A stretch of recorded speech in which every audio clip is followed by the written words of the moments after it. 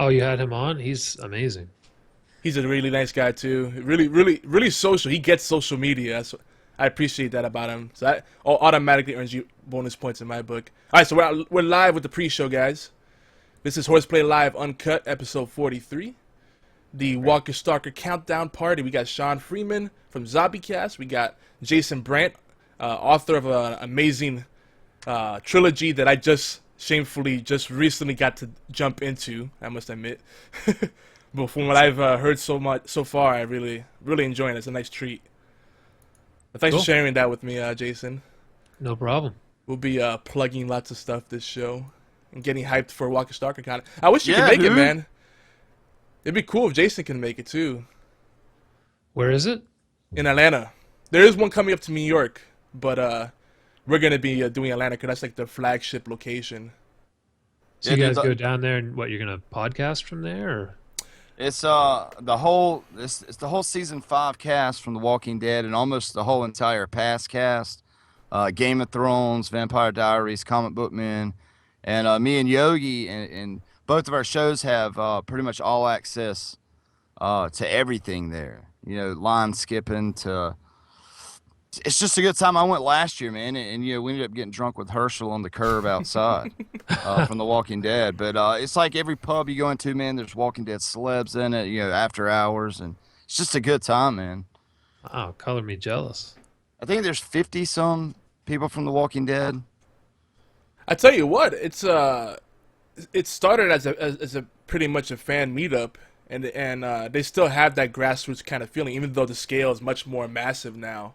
So Jason, you know, it might not be too late for you to show up there as a last minute vendor or something to that effect. Because I mean, I looked at some of the people that are gonna have booths there, and a few of the people that have booths, their websites are like really crappy, like WordPress websites where they have default stuff. Like it still says in this box, enter your bio, and in this box you want to put some flavor text. I'm like, really? You have a default website?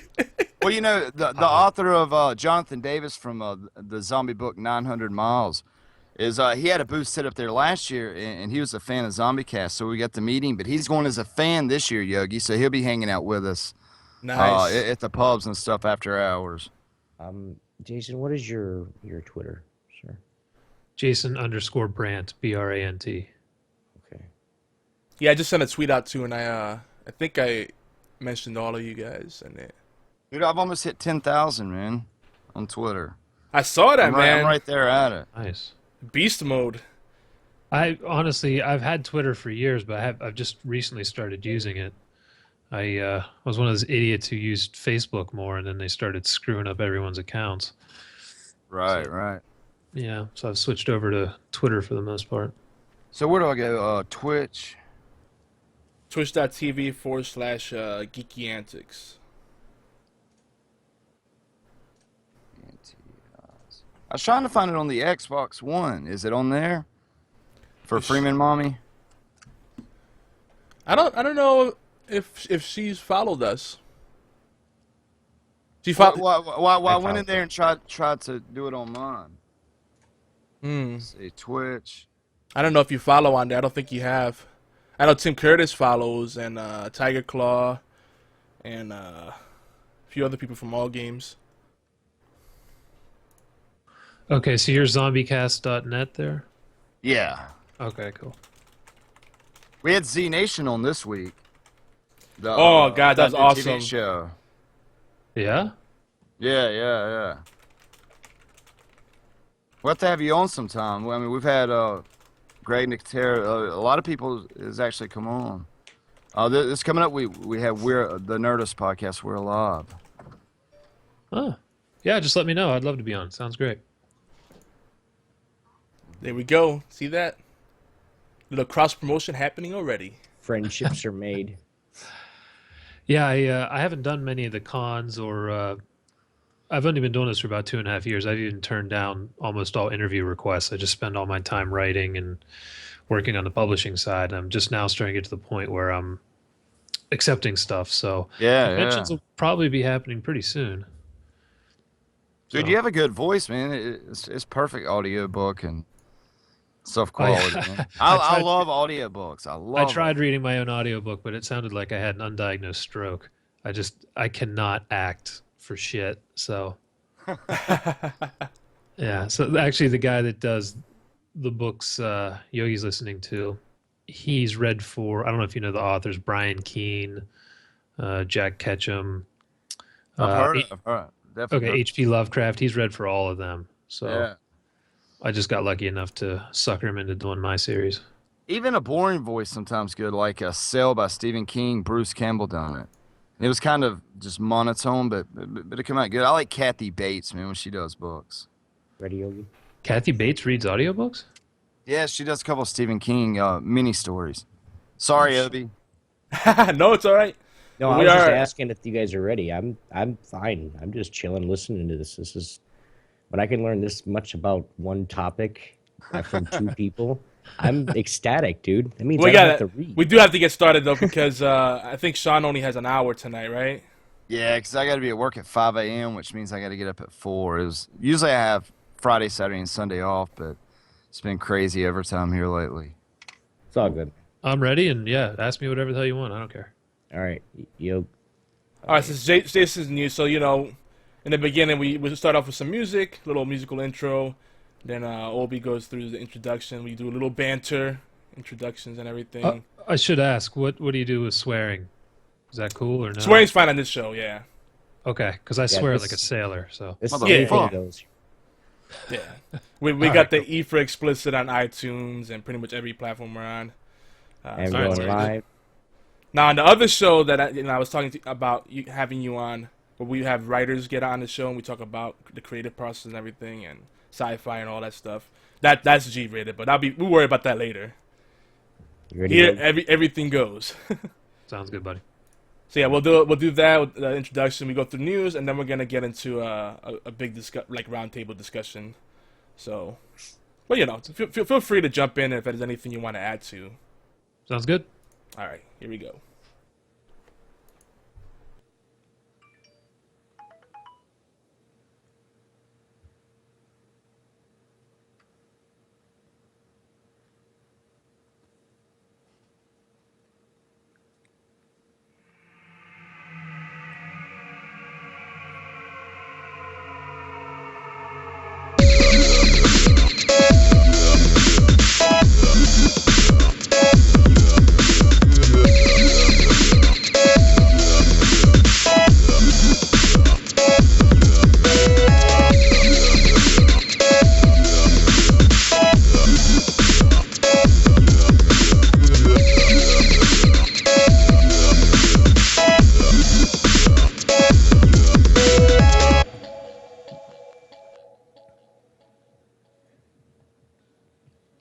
And welcome back, geeks and gamers. This is HorsePLAY Live. Today is October 9th, 2014, and this is episode 43, entitled Walker Stalker Countdown Party. It's official right here. Our official intros and outros, of course, are provided by TechnoAxe. If you guys want to go check that out, go TechnoAxe with a K. Guys and gals, every week, no matter what, rain, shine, snow, whatever you want to go, I always got my buddy, everybody's favorite bear lizard, Yogizilla. What's up, big guy? What's up? I toned it down a little bit this time. No, I knew it was coming, so I was like, I gotta say it. So. 'Cause I start winding up. I'm like, okay, here it comes. Here it comes. And we are also joined by Jason Brandt, author of a zombie book series, The Hunger, and of course our old friend Sean Freeman, Pimp Daddy, from ZombieCast and Knuckleballer Radio. What's up, guys? What's up, man? Jason, how are you, sir? Doing pretty good. How are you guys doing? Oh, until I think earlier this afternoon, I didn't even know we had a guest because I didn't do my job. And then I was like, oh, sweet. Maybe I can, we can get back into zombies, and because every now and then I like to talk about them. Nice. Let's hype up the hype. Yeah. How's it doing, man? How you doing, Obi? It's been a while, Obi, since Freeman stopped by here on HorsePLAY Live. You guys been doing all right, man? Yeah, Freeman was supposed to invite somebody to his show, one of them, and I don't remember the guy's name. Wait, it was me! me. Oh, Dude, it's been crazy, man, here at Freeman Kingdom, man. Usually I work Monday through Thursdays. Here lately, man, I've been working, dude, like 30 hours overtime a week. And a lot of things have slipped my mind, dude, but I want you to know, Obi, man, I have mucho brotherhood love for you, man. And we're going to get you on here real soon on Knuckleballer and ZombieCast, man.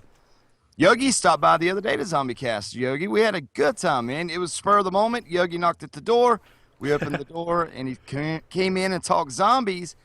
But I tell you what, me and Yogi's, we're going to be hanging out here in a couple of weeks, man. And Yogi, dude, I'm so stoked. It's not even a couple of weeks now. It's 1 week. 1 week, a week from right now, next Friday, dude, I will be sipping pints with Mr. Yogi Zilla. Man, If I'm you working guys- up a sweat just thinking about it. and if you guys are wondering what the hell are these guys talking about, it's Walker Stalker, guys. It's 1 week. When days it start exactly, Yog?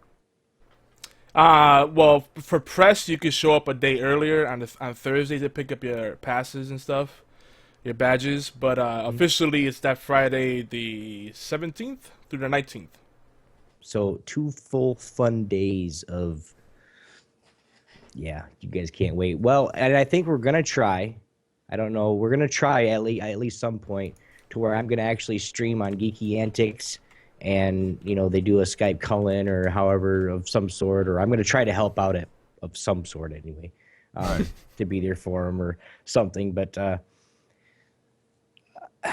I done lost my spot and lost my train of thought. Now that you guys got mentioned me- that, got me all hyped we're up. we're still working out the logistics of that. I still got to get together. I want to get together with Sean because it's not an official all games presence there. So we're probably, I don't know.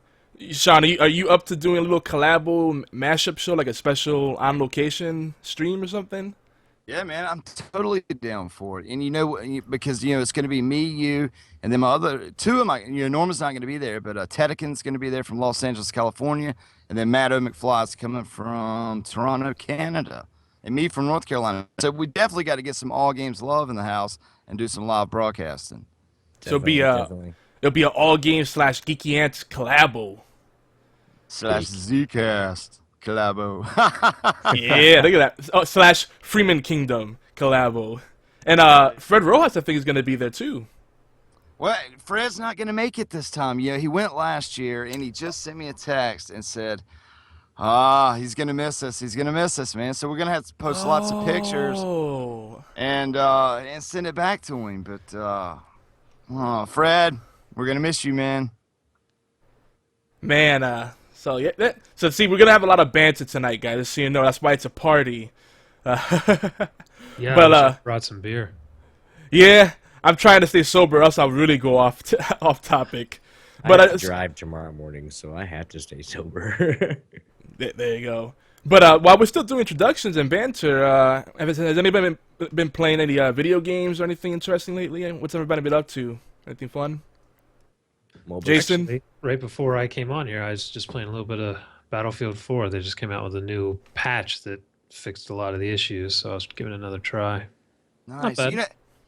I love Battlefield 4. I have it on the Xbox One, but I gotta say, man, I just die a lot on that game.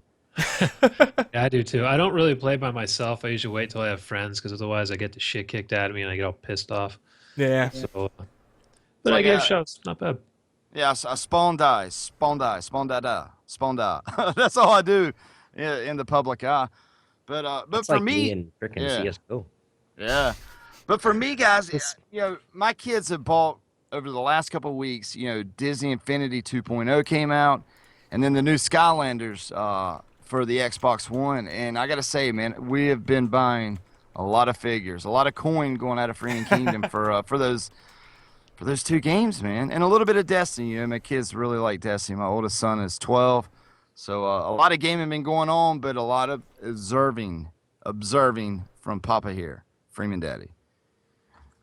See, Skylanders is I enjoyed. I tried that with the kids, but I haven't tried the Disney Infinity.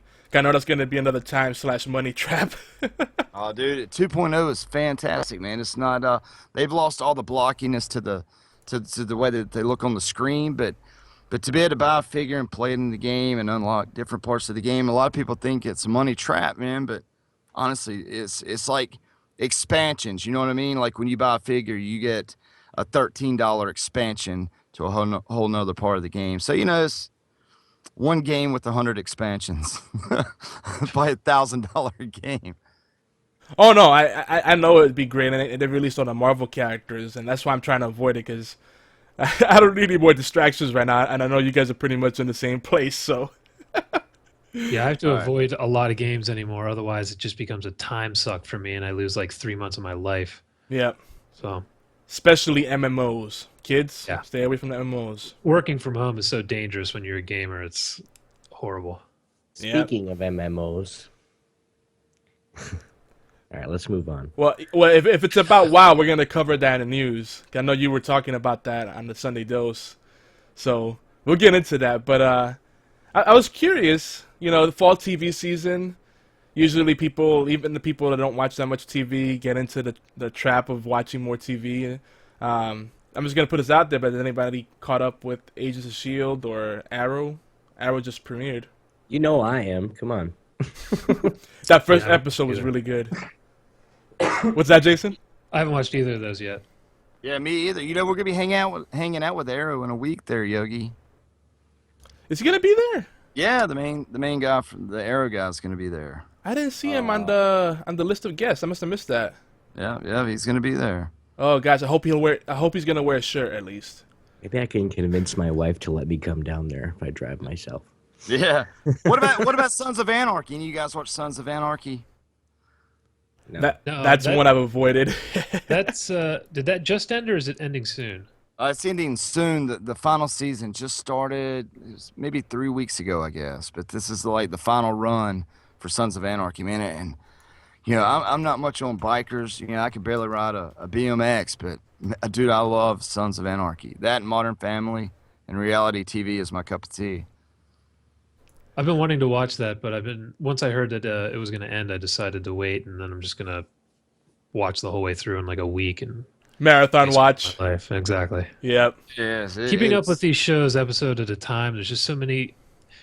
So much of TV is just shit right now. But on the other hand, some of the best television ever is happening, and it's kind of hard for me to keep up with all this stuff. So Yeah, a lot of people tell me, they're like, you can start watching American Horror Story from this season because it changes, each year. I think it's like Freak Show this time, or it could be Witches or this or that. But that's one that I need to binge watch because a lot of people tell me that American Horror Story is great, but I've really good. seen the commercials. That's about it. Yeah, that's really good. Yeah, we had to stop watching that too. We wait till the seasons end, and then we just binge watch it all in a day and get caught up. Yeah. Nice. The cliffhangers are killer, man. That's another one. I'm with you guys there. I feel guilty and a little dirty that I haven't seen that yet. I need to watch that. You At least watched catch a any of couple it at all? episodes. No, at all. So I'm It's, kind of been left out of the zeitgeist of the whole thing so far.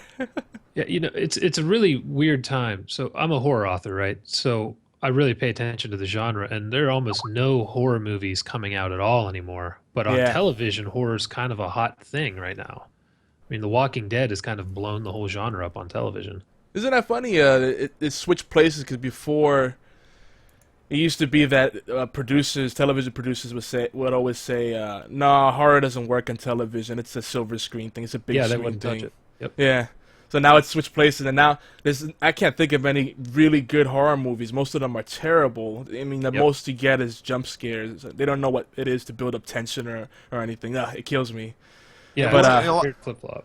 A lot of us moved to gaming also, with Silent Hills coming out, Evil Within.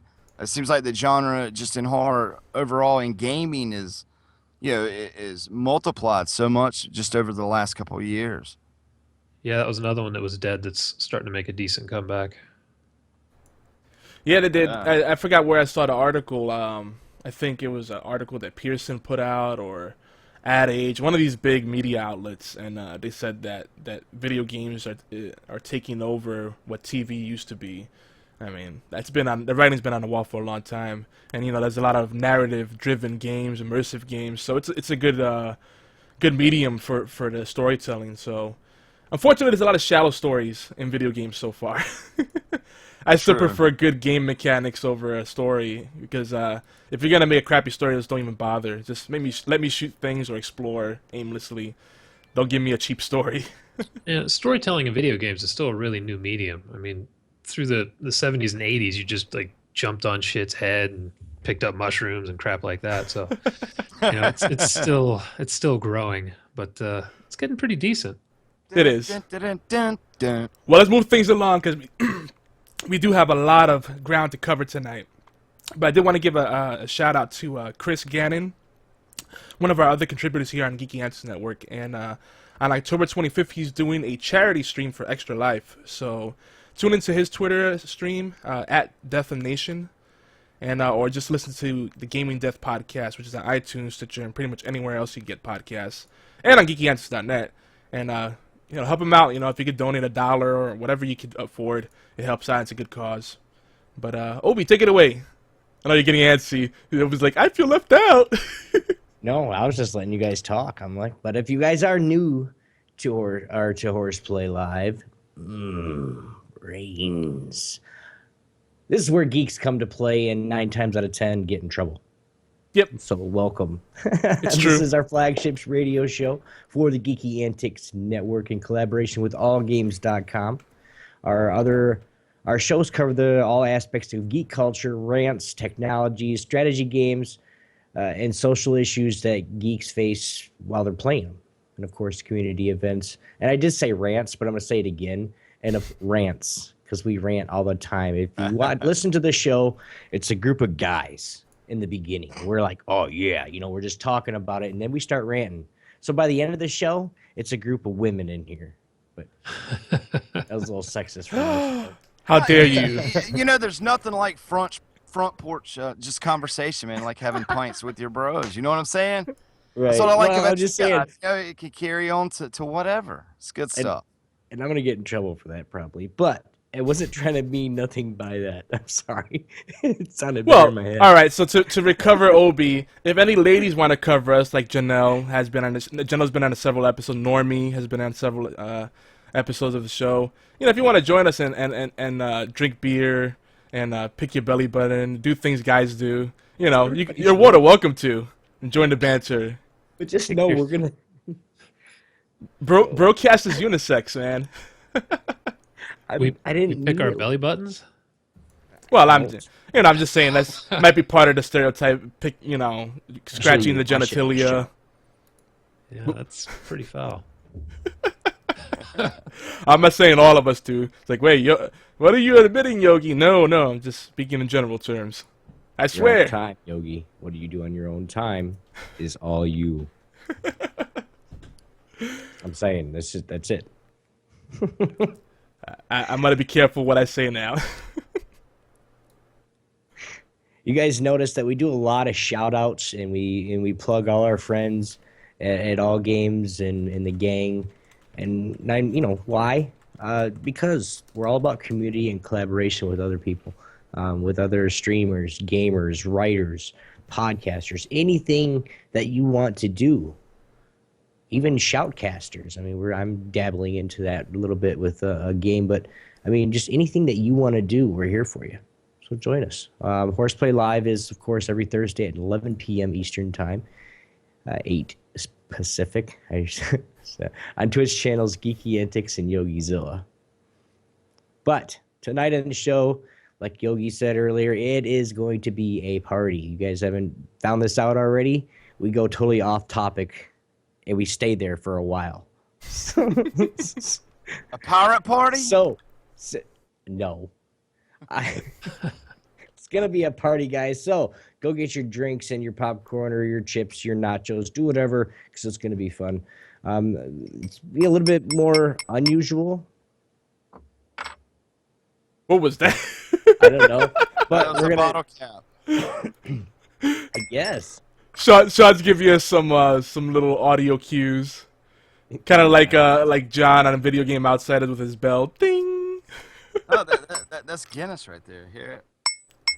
It's got a nice little timbre to it, maybe. That's because it's half empty.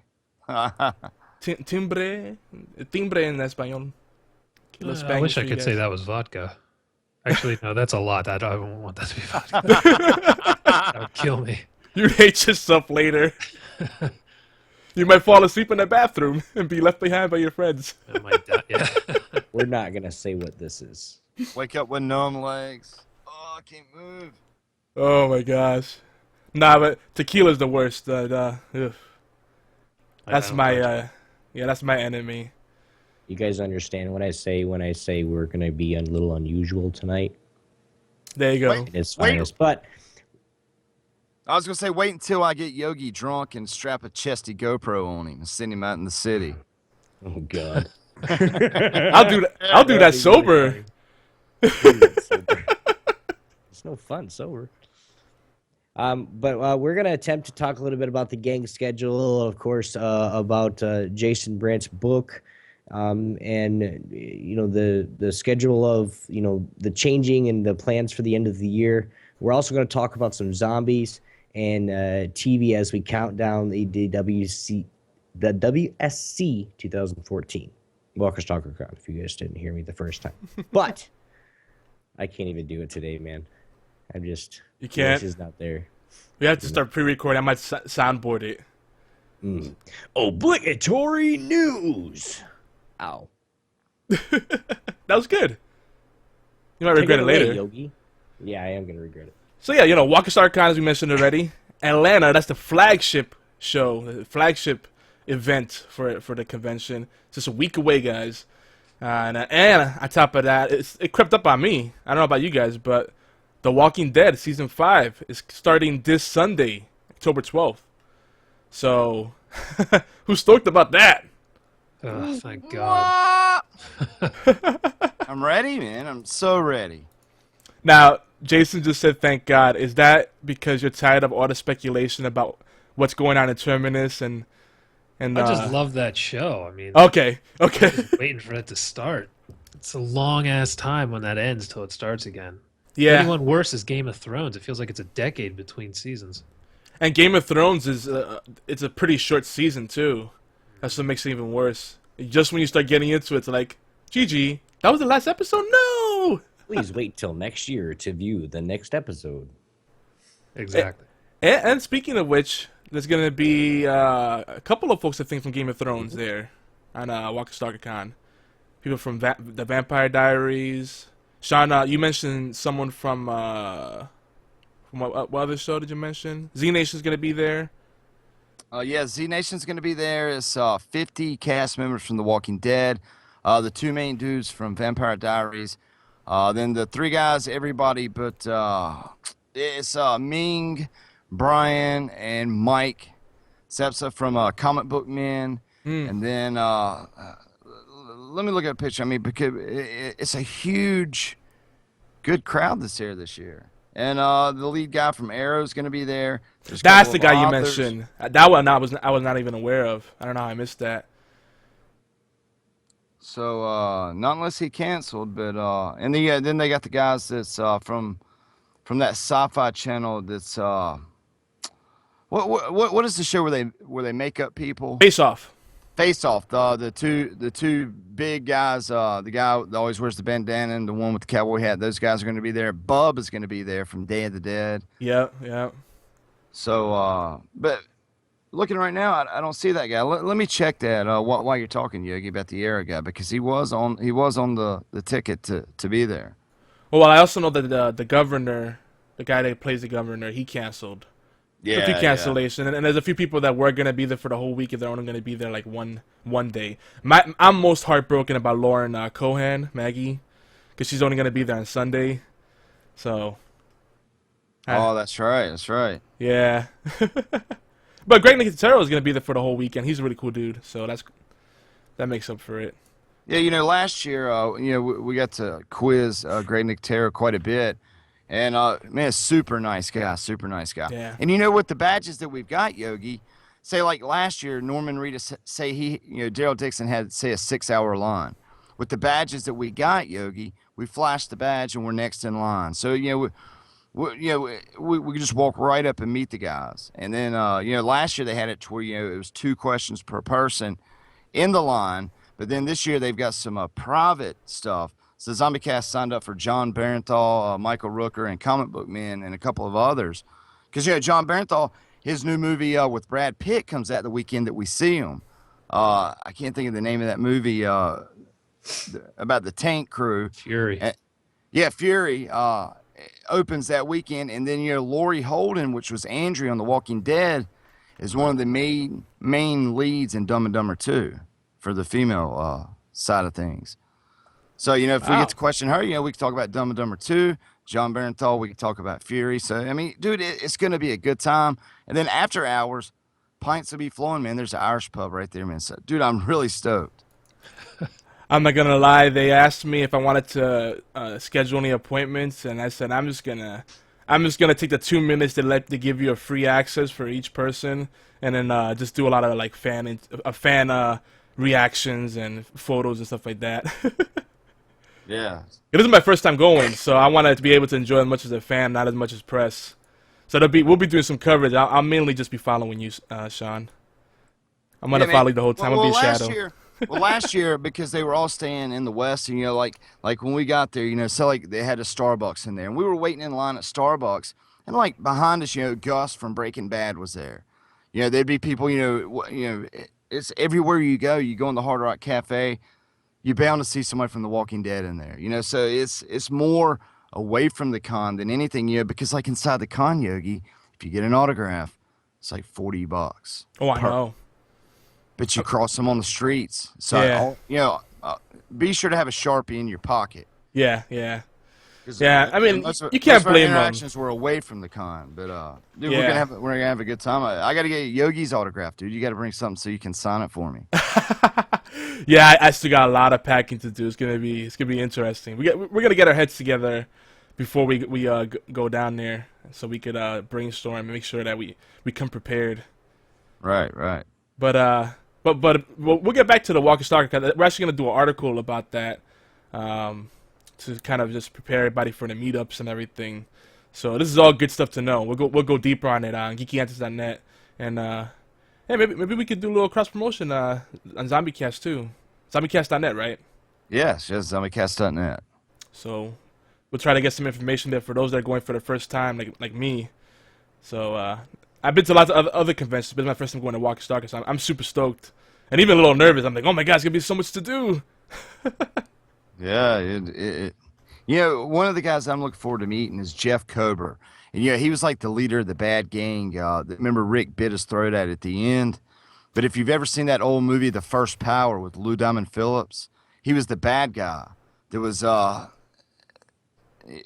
he had a quote in it, "How's the stomach, buddy boy?" But I remember watching as a kid, so he was like the motorcycle guy whenever they were trying to rape Carl at the end, and then Rick bit his throat out. But I'm really excited about meeting him, and then the lady from Pet Cemetery, the mom from Pet Cemetery, which was cooking on the grill there at Terminus. So, man, dude, they're all gonna be there. Dude, oh man, stop! You're gonna get me giddy like a little schoolgirl here. But let's talk some video games real quick, because some big stuff has happened. One of the things I noticed is that Microsoft released Project Spark. And Sean, you're a fellow Xbox One owner. Jason, you have an Xbox One? Nope, just 360. Well, I'm a liar. I only have a 360 as well. But I'm an Xbox One owner in spirit. That'll be my next system. But I know Sean is an advocate of Xbox One. So Project Spark is out on Xbox One and Windows 8. Obi, are you excited about this? Ecstatic. Not really. You say Windows 8? Yeah, because you know how Windows 8 is app-based and it has its own marketplace. Why would you ask me that? Well, I mean, why would you? No, why would you ask me that? It's available on PC too. You're still a PC gamer. I dog the hell out of Xbox, and you're gonna ask me if I want to buy one? It's on PC too. Gotcha. Project Spark. Okay. Actually, I am pretty excited. Actually, to be honest, man, I'm all Apple about everything. If they sold an iToilet, Freeman would buy it. So what is this you're talking about, Yogi? Because I'm kind of clueless, man. I honestly been working so much overtime at Project Spark, man. Explain this to me and the Awesome. listeners. Great. I get to enlighten everybody. All right. So Project Spark, the big deal about it is it's a sandbox game, but it has purpose to it. Think of it as, all the fun party modes in Grand Theft Auto mixed with the creativity of Minecraft or No Man's Sky, and you could actually build your own Little Big Planet if you're a Sony fanboy. Nothing wrong with that, but I'm a Microsoft guy, just saying. But Project Spark lets you make your own experience. Like Microsoft says you could make full-fledged games with Project Spark, and the thing that's interesting about it is it's free. Now I'm gonna say free with air quotes, because they have add-ons and DLCs and all this stuff. Which you have to expect. They have to monetize it somehow, but you can get the core application and do stuff with it right out of the box, supposedly. Or you can spend $40 and get a retail disc that has like $85 worth of content, like development tools and different objects and stuff you can use to create your own virtual worlds, or your own mini games, or whatever you're doing. So it's pretty much a game that could be whatever you want it to be. It's a game/development suite, if that makes any sense. I haven't tried it out yet. I've seen people dabble with it, and I'm very curious. I'm gonna probably install it and see if it'll run properly on my rig. It should. It's a big deal. Now, Yeah. well, this is another reason why it's a really big deal. Think about this. Microsoft just bought Mojang, right? Yeah, Minecraft. So in my mind, I think what they're looking at is really focusing on the trend of UGC, user-generated content, because they see that a lot of the most successful games are the ones that allow the mod community, that allows the gamers to create content, to keep that property, that intellectual property going hard and thriving. And that's why Right. Minecraft is probably going to be still a big thing 10 years from now, because they're going to keep making new things for it. Right. But see, like the thing with me with Minecraft, my kids play it, right? And I bought it on the Mac. I bought it on the iPads that we have. I bought it on the iPhones. I bought it on the Xbox 360. And for me, it's a good babysitter. For when, well, like if we want to watch a movie or something, they always go to Minecraft. There's Minecraft on every handheld for all three kids that I have. But now it's at Xbox One. I can get it for $5, and I think I'm gonna take the step into the world of Minecraft here probably this week for $5. If you own a 360, you do that. I think I'm in. For But $5, you can't go wrong, man. Right. Now I'm gonna tell you this: the vanilla Minecraft, not so good. But once you start getting the add-ons or the customizations to it, the mods, then it becomes a whole different thing. Unless you like building stuff. If you just like building stuff like Legos, then you'll have tons of fun with Minecraft. But if you need more objectives, more immersion, then you need the mods.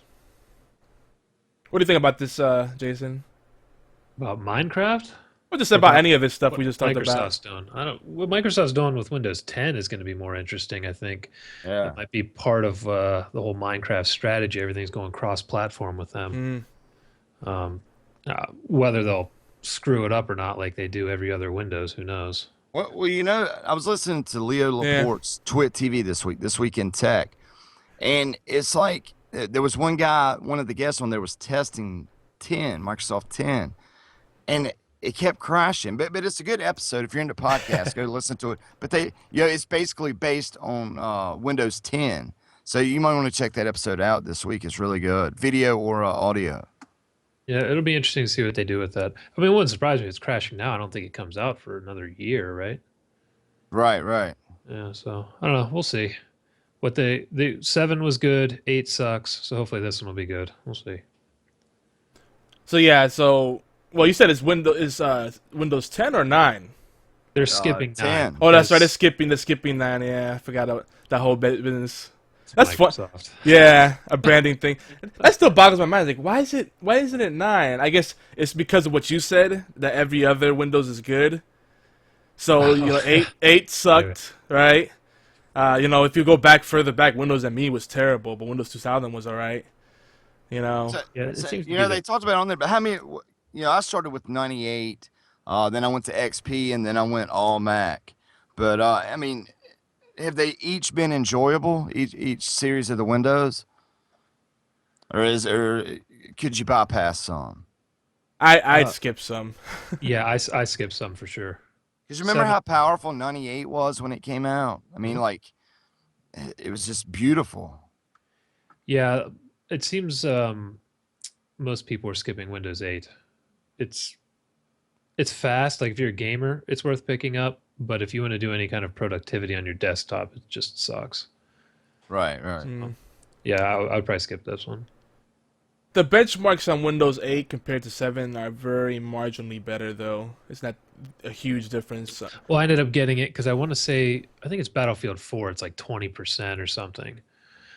So it's one of the few games I allow myself time to play. So Fair enough. Fair yeah, enough. but yeah, I got it for free too. I wouldn't have actually paid for it. Now that's a good deal. Let me know where you got that hookup. Obi, you got anything to share in the news? Nope. Obi, Obi, don't be like that. Oh, yeah. I'm stupid. You guys just forgive me.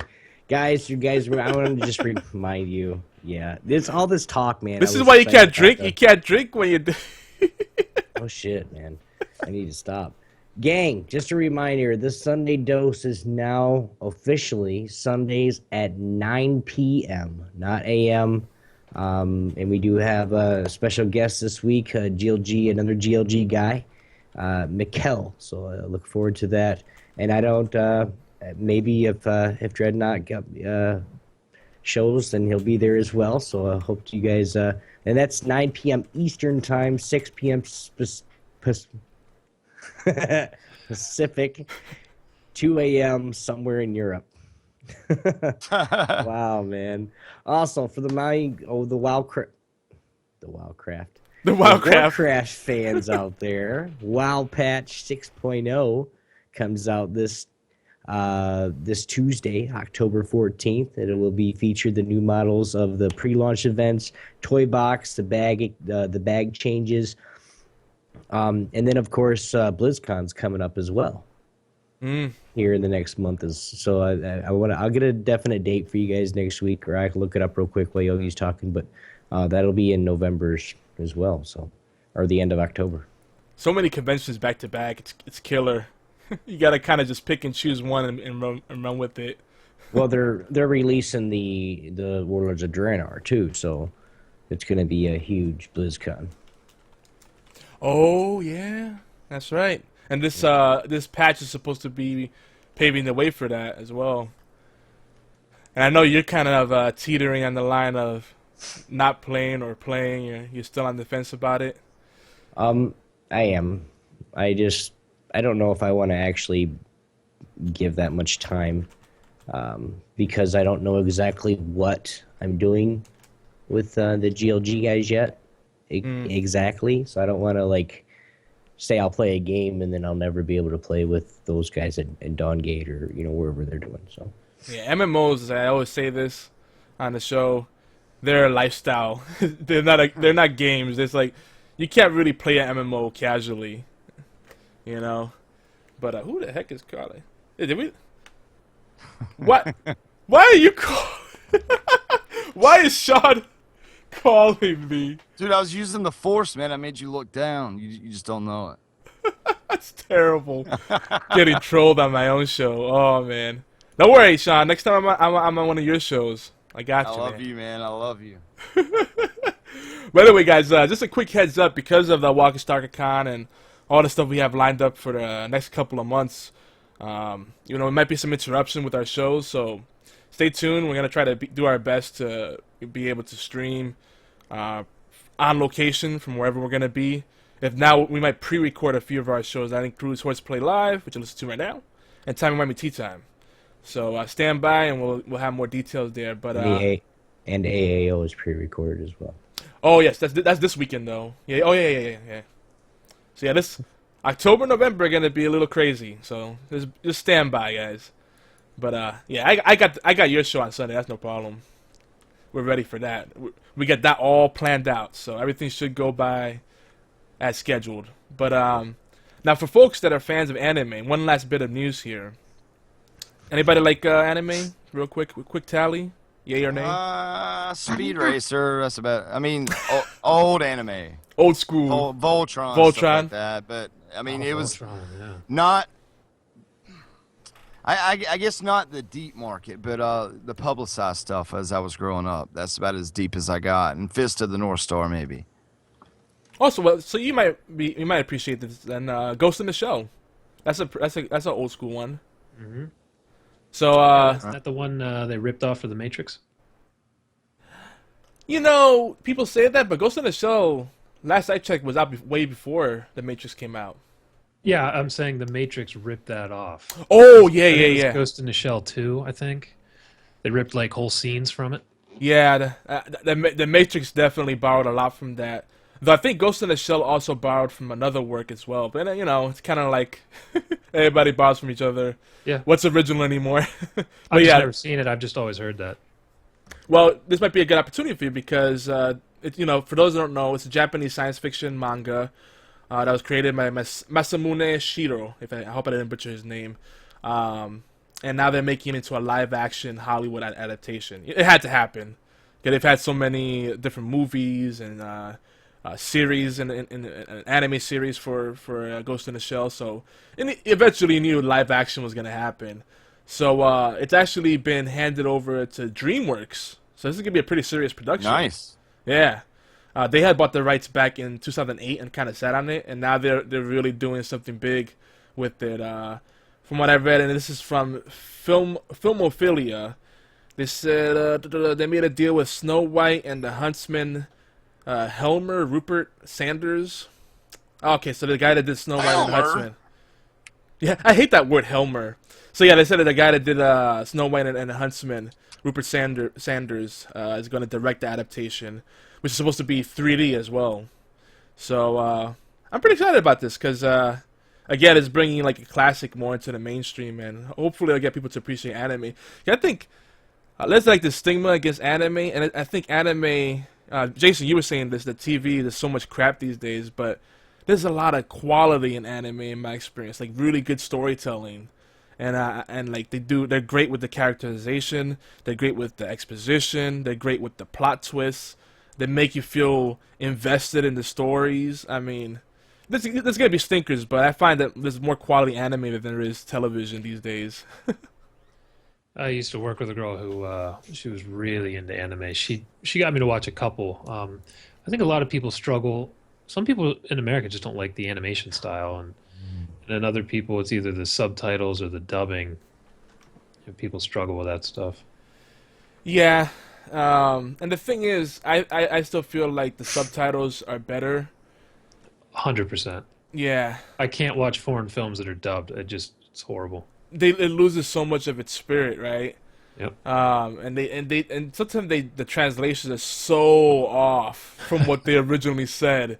Like I remember watching, I think it was Dragon Ball Z. One scene, someone said, "You can't do that. I'll fight you to the end." And then they translated in English. It was something like, "Fuck you, you blew up my house." Like what? How the heck did you get there? Terrible.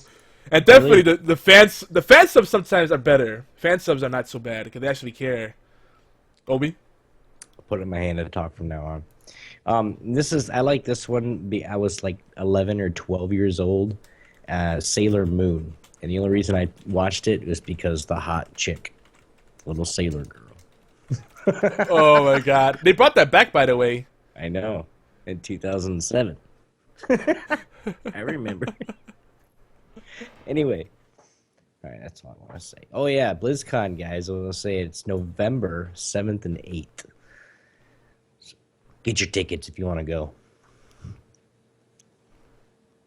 There we go. And Sean's trying to is trying to distract me over here. Oh gosh, you guys are too much. Jason's thinking to himself. He's like, I don't know if I want to come back here. You guys don't talk about shit. That thing looks big, don't it, Yogi? Which thing? My 6-inch my 6-inch phone? That was a 6-inch before iPhone did it? Oh, snap. Only half of it showed up then. Never mind.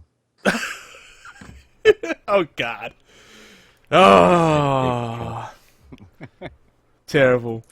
But real quick, for those that have missed our previous shows, we have a quick update here. Obi had caught a really good deal that Adobe had going on, where you get free Adobe software, CS2 specifically, and that's awesome. I mean, Adobe giving away something for free? What? The world, hell must have frozen over or something, right?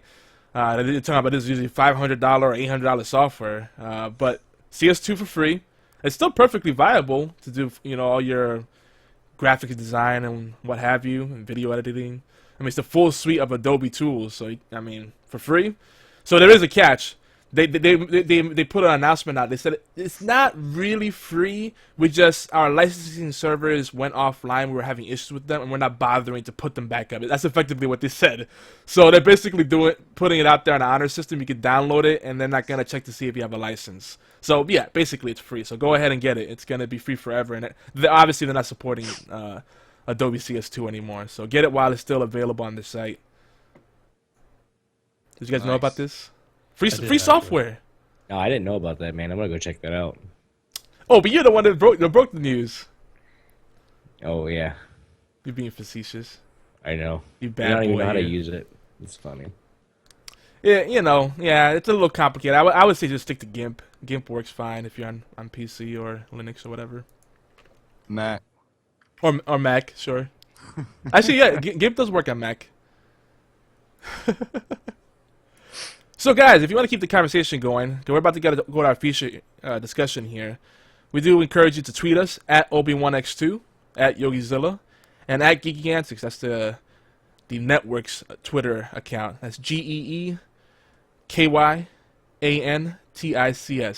Yeah, I saw it. I heard what I caught myself. I did a little emphasis in the KY. That was not intentional. We got a bad theme going tonight. We got to get out of this dark place. But what you guys? What are your Twitter names, guys? I'm at Freeman Daddy 5 or at Dead Reviews at ZombieCast News. But any of them, Freeman Daddy 5 is my main one. All right, and Jason? Jason_Brandt, Brant. There we go. Easy enough. Phonetically friendly, so you can't get it wrong. Simple. No D. Everybody puts a D in my name for some reason. People, they assume when they see a different kind of name, they want to change it. It's like when people see my name, they're like Yomar. Your name can't be Yomar. It's got to be Omar. I'm gonna fix your name. Like, no, I was born with this name. I'm pretty sure there's a Y in front of the name. One of my pet peeves. Sorry. Quick tangent. And don't forget, also, besides Twitter, you can catch us on geekyantics.net. And every now and then we do podcast recaps on there where we share links to all our guests and do highlights and share the videos and all that stuff. So if you missed the live show, you can get caught up real quick on the meat and potatoes of what went down. Especially if we went off on lots of tangents, which, we're known to do. And we also encourage everybody to leave us some voicemail messages at 1206-415-4987. Yes, Obi said call him. If you're watching the video, he's motioning for you. He's doing the Vanna White for you. But again, it's 206-415-4987. Let us know how we're doing. Give some feedback on any of our shows. Share some news, something interesting that you want us to discuss. Anything. We're open to everything and anything.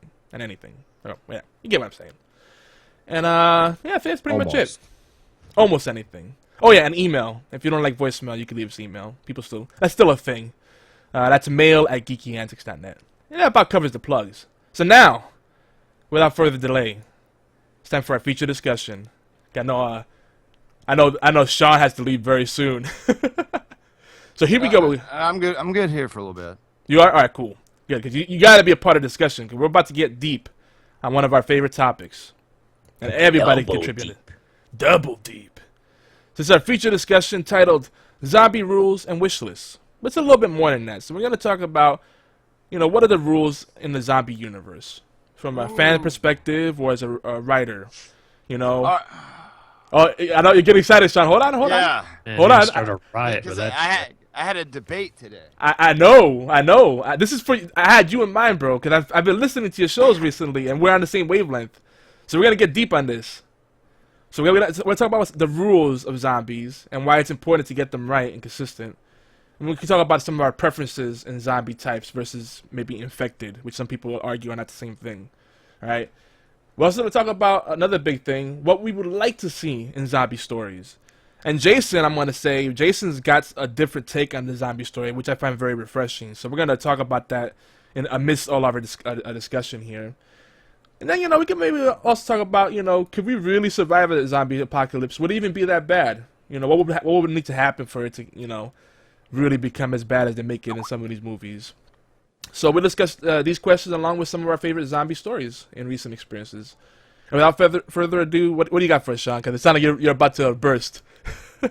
Well, I had a debate today, and over on my show Zombie Cast, my co-host is every week is Matt Moak from AMC's The Talking Dead, and a lot of times I can go to Moak, and he's the founder of the Zombie Research Society, and I can be like, Moak this, Moak that, how do you feel about this?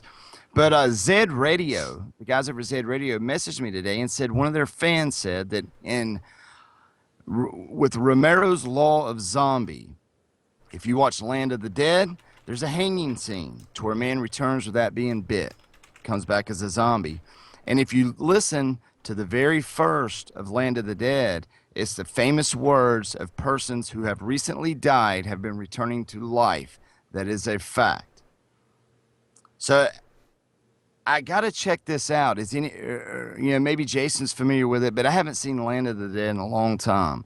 But it's really been on the edge about it, and I haven't discussed this with my co-host Matt Moak yet. But could Romero zombies be just like the Walking Dead zombies, or to where if you die you could still come back? Because if you think about it, it says persons who have recently died have been returned to life, but they claim that hanging scene, they hang a man and he returns as a zombie without being bit. So I really need to watch this, because that means I've been lying for all these years of being a zombie fan. That I don't know, man. I got to check this out. It's a good debate. I guess the first question is, do you consider Land of the Dead canon, the other three? Because I tried to delete it from memory. Yeah, me too. After watching it, so I basically just go with the original three on things like that. I don't really look at Diary or Land and pay much attention. Yeah. I'm totally with you. Or Survival. but it's even in Night of the Living Dead, it seems like that the news report kind of says the same thing. Persons who have recently died have been returning to life. But could that mean something? Yeah, I would like to know an explanation. It's always been in our face, that saying, but I mean, you know what I'm saying? Do you have to be bit by a Romero zombie, or does this change things? Yes, I really want to force myself to watch Land of the Dead again, and just to see that scene, because it could change the whole rule aspect of the Romero zombie. Jason, dude. Sorry, I was gonna ask you, and sorry, Yogi, but I know you and I know Obi, and we've talked this before. But the main question that we ask on my show for first-time guests is your definition of a zombie, and we always put it as it could be a Scooby-Doo zombie, Indiana Jones, Romero. Everybody has their own style of zombies. But Jason, like whenever you go to a movie, just so I know your aspect, what is a zombie to you, man? Like for me, it's the fear of the nick of the tooth. Like just that scrape of the tooth is what you fear. So the real intense moments is like that. And for me, I like the Shamblers. I've always been a Shambler guy, with rare exceptions. Dawn of the Dead remake being the most obvious. I thought that was going to be horrible, and it ended up. I agree. Being pretty decent. Typically the Shamblers, just because from a storytelling perspective, you can get into a lot of different things. If the zombies can fly around like that, you're more worried about just surviving moment to moment because they're so fast. Whereas you can get into a lot of different, not to get too super dorky here, like the socioeconomics of the way people survive together, if they're Shamblers. So I'm not one of the guys that's super anal about it. I'm not going to sit and argue with people about 28 Days Later versus Night of the Living Dead or any of that stuff. I enjoy both for what they are, but if I had to really boil it down, I guess I usually go with more of the Romero zombies. Right, right. I just wanted to know that being that we're talking zombies, just kind of your outlook on the genre. I like when people do different things too, The zombie genre can get so stale at times because you have so many people with just no idea what they're doing. Like The Walking Dead has laid out the blueprint for how to make a good zombie series. And yet if you go on Netflix and watch some of the crap on there, it's just mind-blowing.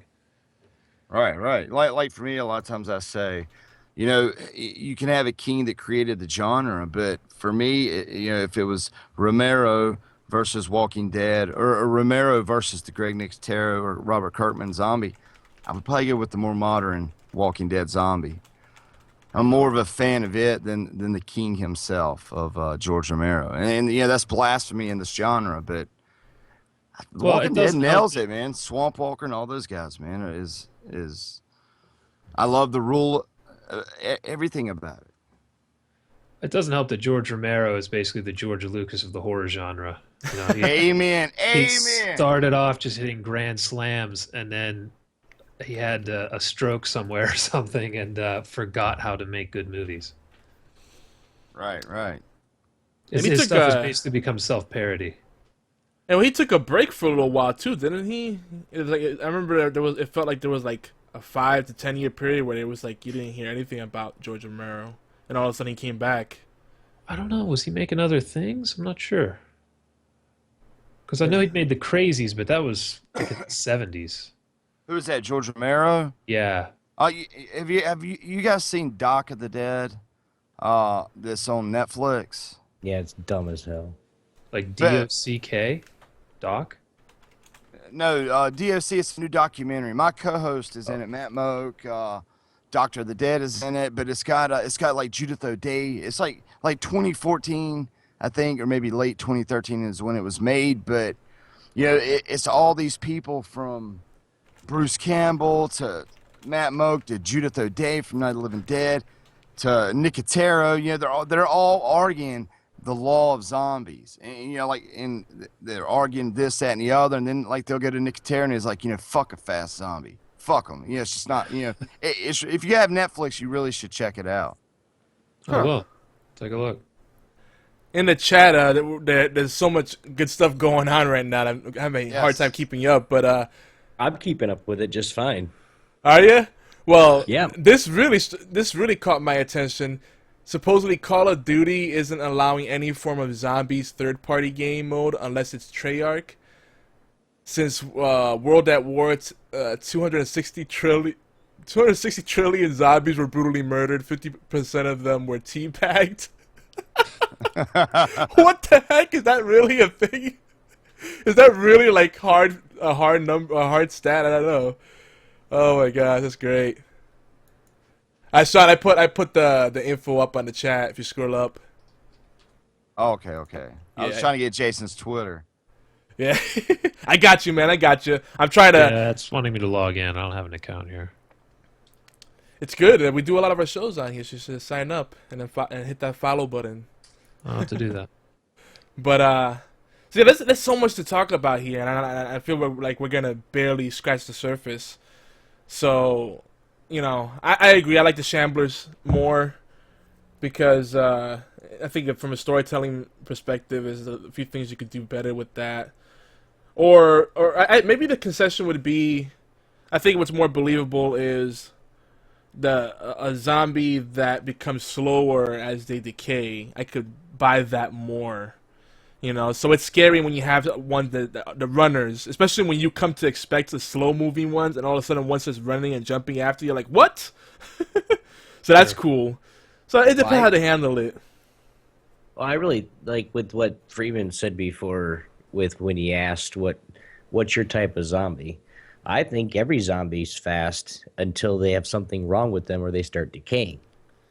Like if Right. one of the he could be one of the fastest runners in the world, but if you shot off the dude's leg before he turned into a zombie, he's only got one leg, so he can't run. He's going to crawl after you, or hop, or whatever he's going to do. But he's not going to run.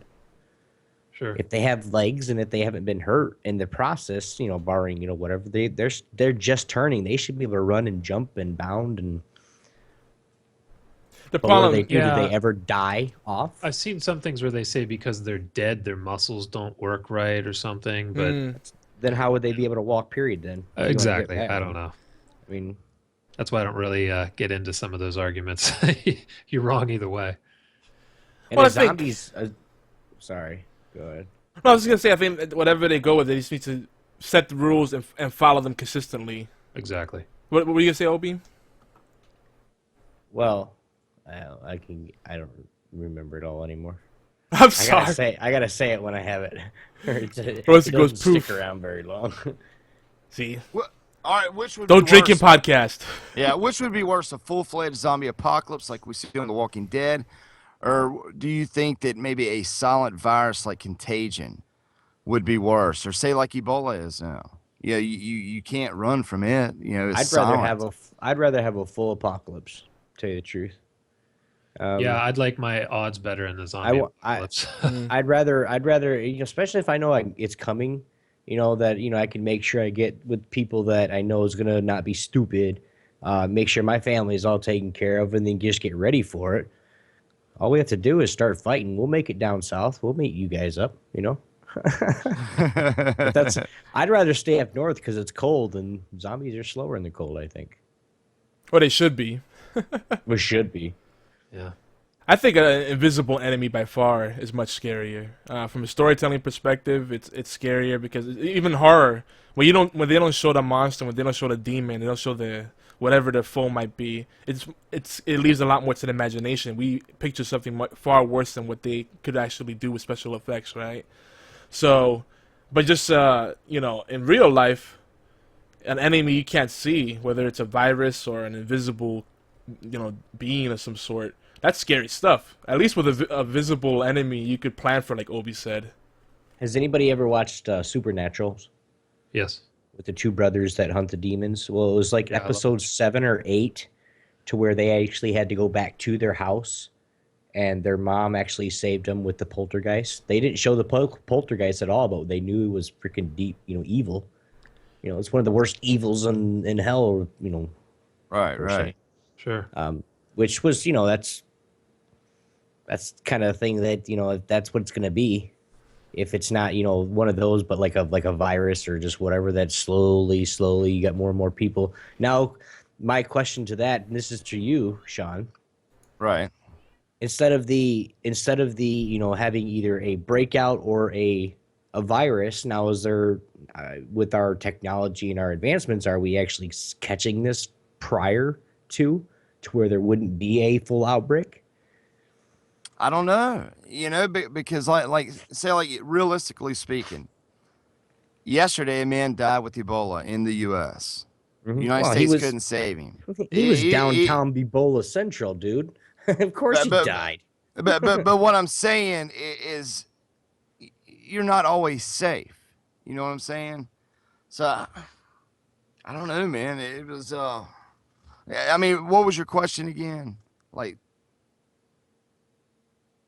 Well, you asked us earlier, would we rather have like the silent, something, a disease? Well, with our technologies, are we able to catch that? Or just a full, it's going to happen regardless. Would you just have the Big Bang or it's slowly going up to the Big Bang? I don't know, I don't know. slowly would be best, but Well, then you could probably stop it and save as many people as you wanted to. But still, I would rather just get into it. Let's get, let the apocalypse come down. Hope to God I'm one of the few that actually make it in the first 24 to 48 hours. And then we just start taking body counts, man. Have you ever seen the movie Contagion, Obi? Yes.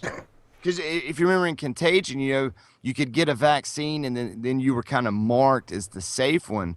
But, that would just be terrible. I think that flesh-eating, corpse-walking, quiet shambler zombies would be a million times better than something like Contagion that was swiping over, say, the U.S. Yeah. Well, you asked the question, and what would you rather have? So, and thanks, Lucasa. Zombies, the we would zombie eat your apocalypse. guns. Yeah. I think we all agree that zombies would be easy to deal with. Because not to mention, if we had a pandemic viral outbreak, right? Something just global, just terrible, right? To the point where you can't isolate it, quarantine it anymore. You know how many people would lie about having it just so they could survive, and then they end up infecting other people? I mean, everybody. I think all of us would do it.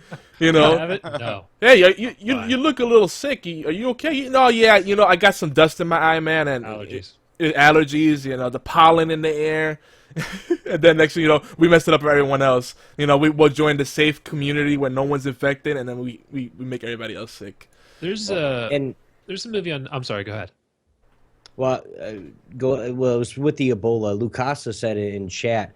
For the fact that the reason why the guy probably died in the first place is he lied at customs, lied at the hospital. They didn't even know he really had Ebola until it was too late already. Right. I mean, the country he came from wants to press charges on him for lying at customs. But That's bullshit. Well, let me ask you this. Say, speaking in the terms of zombie apocalypse, like on my show, we always say zombie apocalypse, but survival is earthquakes, tornadoes, a.k.a. zombie apocalypse. It's always good to know. But could there be a silent epidemic? Because, that guy went to the hospital. He lied about where he had been, but they thought he had flu symptoms, and they sent him home for 4 days. Now, that being the story, do you think that it could cause panic? Because a lot of people still get the flu, same symptoms as Ebola. Do you understand what I'm saying? Like they turned this guy away and thought it was just the flu. Well, what about the next 10,000 people that just have the flu? How do they know to send them away?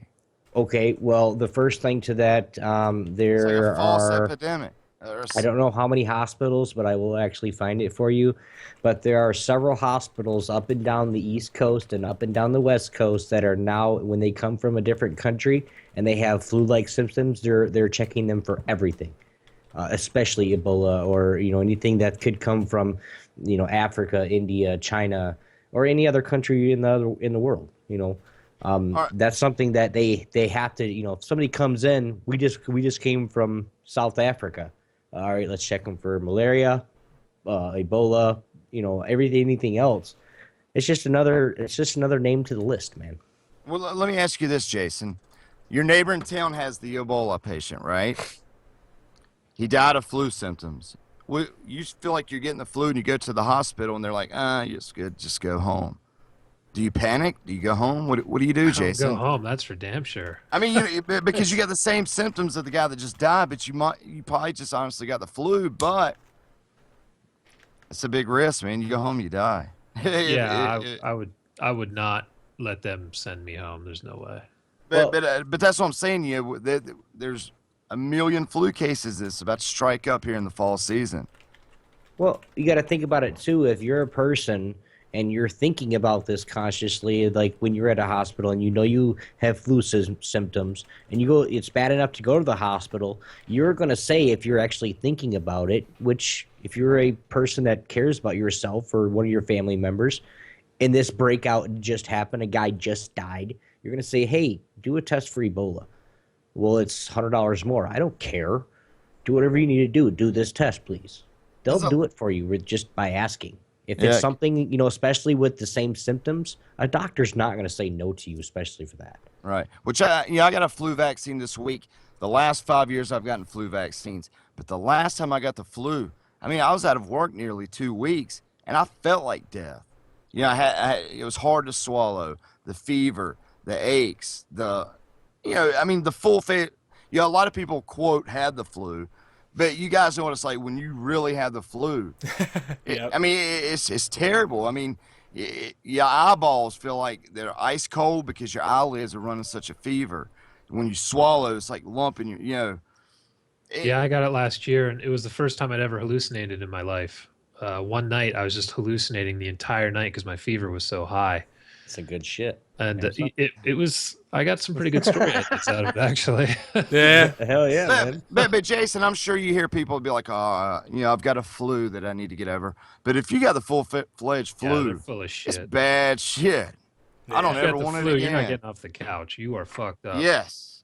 And AKA Ebola symptoms. I mean, do you understand what I'm saying? When it's like a false panic epidemic, a lot of people's going to panic, I think, worried, just for their well-being. Like if I You took know my what? kid to the doctor with the flu and they're like, oh, it's just the flu right now, I'd be like, I'm scared. I mean, I would honestly be scared for my son. Did you guys ever see the movie Pontypool? Yes, It's on Pontypool. Netflix. Pontypool. I love the way it was transmitted in that movie. It was like a brain virus you got from the English language. It was really interesting. Yeah, See, it's I like a that good kind of movie. stuff. Yeah, it was a really good movie. Considering almost nothing happens in it, it was really interesting. Yeah, but because it's like a radio station. But Yogi, I don't know if you've seen it, you or Obi. It feels like he's doing a podcast, and everybody's calling in and it's talking about, yo, oh my God, they're killing people here, and then somebody will call in and be like, oh no, they're over here, and he's just basing the whole city's just being torn apart while he's broadcasting. It's a really good movie, especially on Netflix. I think it's worth seeing. Oh, it's absolutely worth seeing. I loved it. It's actually one of my favorite zombie movies, and it barely classifies as a zombie movie. Right. So, Well, see, yeah. let's backpedal on it, and thanks for the segue, because now I think we're gonna get to the real heart of this discussion. I think zombies are more a metaphor. I think they're more interesting as a metaphor than the actual creatures. That's what makes them interesting, because when I think zombies, I think about a global, crisis, apocalyptic level issues, and the viral outbreaks and all that kind of stuff. Actually, Sean, recently you had this discussion with Craig Engler, right, from Z Nation, Right. about how one of the biggest missed opportunities in the storytelling of zombies, is that they don't explain how they got there. It's not believable. You can't suspend your disbelief because they make it seem like it just happened overnight. And it's just like, well, wouldn't walls protect you? Like someone mentioned in the chat, Lonnie mentioned, oh, that's what walls are for. Like, they keep the infected out. But the thing is, the reason a zombie apocalypse is scary is because you assume, or at least I assume, that the incubation period of the virus, if you're thinking about a viral outbreak, the incubation period of a virus that would cause a zombie apocalypse would be not so fast that the symptoms would show right away, but not so slow that but it could be caught and removed right away. So it needs to be slow for sure, because you want it to spread out with people not even knowing that they have it, do their normal things, get their freak on, spit in someone's face because they got annoyed by them, whatever, punch someone and trade blood, and then all of a sudden that's how it spreads, before Right. people even know it's a thing. That's the scary part about the zombie apocalypse, is the virus, the outbreak, the silent killer. And by that time, it's already spread out so far. By the time someone finally catches on that there's something going on, it's too late, right? Right. Right. Well, and and two, in every zombie movie that I've ever seen, that's how it started. To where it's basically you have one person track something from a different country or just something that they're not used to, and then it spreads, and then it mutates, and then all of a sudden they turn ravenous and bite one other person. That's how it spreads. Well, nobody knows what's going on in, the big city, but down in Farmer Bill's house, guess what? Farmer Bill and all his kids are zombies. They're making it towards the city. They're gonna bite people, whoever they want. Right, but even with Romero, you think Night of the Living Dead, it had already started. Have we ever been told what started the Romero zombie? Ever? I've never heard. I believe in the original one, didn't they say it was something about a comet coming close to the Earth? Yeah, that's right. That's right. It doesn't make any sense. No. Yeah. Most zombie movies make no sense. And I've also seen the whole origin story where there's chemicals in a factory and then they spill and then the people out there. But see, those stories suck, because the viral outbreak is, to me, I think is the best scenario realistically, because you wouldn't be able to stop it in a timely manner unless a chemical outbreak. You could say it could work if people don't manifest symptoms right off the bat. But if you start seeing a bunch of freakish people like going around grunting and bleeding from the eye sockets or whatever, you're probably gonna stay away from them or let the authorities know, and then they might take some preemptive. There's measures in place, right? You know, but it's Right. just, I think it's a shame that in zombie storytelling we don't see too many origin story. Now, Jason, in your trilogy, and I just started book 1, so I'm not gonna lie and say that I've gotten deep into it. I'm about 6-7 chapters in, but I like the fact that you start showing how it gets kind of pretty much gets started. You know, Just to get an idea of where you're at, where is Lance in the story? Like physically, is he in the hospital? Is he in his apartment? well, the most impressionable thing was that when he ran into the friend, the Like where awkward you're friend. at right now, where is he at physically in the story? Don't Is worry he- about spoiling it. Don't worry about spoiling it, because No, I'm asking you where you, as far as you are reading it. I think Where he's is just he just bumped into his friend in the street, and then there was like the weird looking lady, That's as far as you got. and I got a little further than that. Okay, This is like, is that all you did? you're What? you're at the very beginning. Okay. It's But not it's- a but- it's not a zombie series. First of all, I should say that it starts off very much like a zombie series, but they end up becoming closer to vampires than anything. Ah, but But see, they're but I not- like the way you do it though, because it's kind of that 0 hour effect that you normally don't see. Yogi's in the prologue. Basically, I read the preface and chapters. the foreword, the You listen cover. to the sample on Audible. No, but I really made it made a He real. knows the chapters. Listen. It made. I was honest. I said I haven't gotten that deep into it. He knows I haven't gotten that deep into it. But just from what I got into, it made an impression on me because every like zombie story or vampire story, you know, they have similar kind of progressions. It's always about the after effect, right? Or when it's already spread out really far, but you don't hear like the beginning of it. You know, when people first started becoming aware of the issue or the first Right. infected come about. I think it's important. It's a missed The opportunity. first book in the trilogy is the apocalypse story. Most zombie books are post-apocalyptic. The first one and this one is apocalyptic, and then the next two are post. So, except for like Return of the Living Dead, remember it starts out Oh God, I love Return of the Living Dead. day 1. You know, they spilled that container.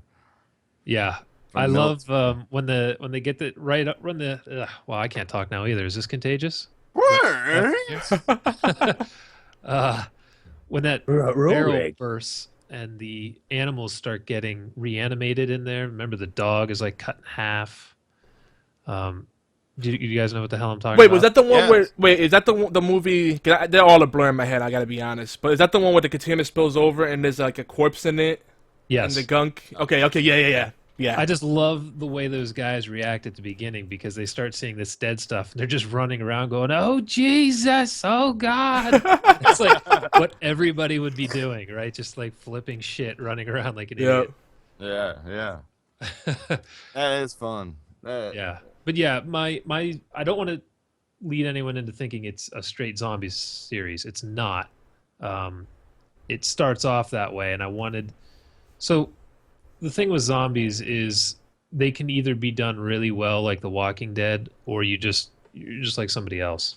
So the market's tricky, right? Like you want to get that zombie crowd because they're so hardcore, but then you don't want to disappoint them. So it's like you were saying, you kind of set up your own rules and then you follow them. Yeah. So, but yeah, the first story you're talking about, the origin, it's more terrorist attack stuff, and it happens so quickly that they're not able to cope with it at all. And then the more drastic change that happens on the third day is what the way they mutate. There's just no way you could defend it. So Right. because they say they become more like vampires, they become allergic to sunlight. So on the third day, everyone who's infected disappears, and the people who are still alive and normal think that they've just gone somewhere to die because their bodies were decaying rapidly and getting really screwed up. And then that first night when they come out, almost everybody's wiped out. So, and then from there, it's basically when nightfall is coming, you better find somewhere secure, bank vault, get on a boat somewhere. Because if you're in your apartment and nightfall comes, that's it. It's always the Yeah. boat. The boat is like, hey, yeah, they can't get you on a boat. Right. Well, Yeah. that's what I kind of liked about Cell from Stephen King, because it wasn't necessarily the flesh-eating zombies. It was more the, there was a pulse with the cell phones, but that they would do certain things, like disappear and follow certain ways and walk certain, like east or west, following something throughout the book. But it's like a new thing to it. But I love what you're telling me, Jason, about your story, about your trilogy. It's pretty awesome. And I will also, well, let me backtrack real quick. So the trilogy is called The Hunger, right, Jason? Correct. And book 1 is Devoured. Yep. Devoured. So Book 2 is Consumed. Book 3 is Ravaged. okay, I started to listen to Ravaged, and I was like, wait a minute, I feel like I missed something. Yeah, don't start on Ravage. You won't know what the hell's going on. Yeah, so I caught on to that. I was like, okay, there we go. And that the voice actor you have, like I said in the pre-show, he that's like Dave Fennoy epicness. His voice is amazing. So what's the name of the trilogy again? The Hunger. The Hunger. Yeah, if you Sean, have you'll like it. if you have a Kindle, iPad, whatever, the first ebook is free everywhere. So download that novel for free. Give it a shot. If you like it, you get the other ones. There we go. And we're gonna work out something to share your links and promote it, and we'll keep in touch. We should get you back on one side of the audiobooks too, so we can really talk about it. I mean, like I said, just from the beginning, what I loved is all the imagery and the fact, the encounter was great because, here's this guy that's really down and out of his luck. I mean, he's just. We've all been in that place before where you just hit a rut and it's like, oh my gosh, can it get any worse? And he's thinking he can't get worse because, his wife's about to leave him. He runs into a guy that's, wearing a nice suit, just sold off his business and is about to buy another company. And he's like, oh, so how's your wife doing? It's like, That's pretty awesome. She's leaving me. And then the guy's like, oh, that sucks. Like someone says it, I'm like, oh my god! And everybody knows that situation. It's like, really, this is all I need right now. And then out of you can't get worse. Then this freaking freakish creature comes into the scene. I mean, it's great. You actually bring up. I'm sorry. Go ahead. No, I was gonna say, how many books have you done, man? There's a lot of stuff. Lotion, The Gate. Lotion.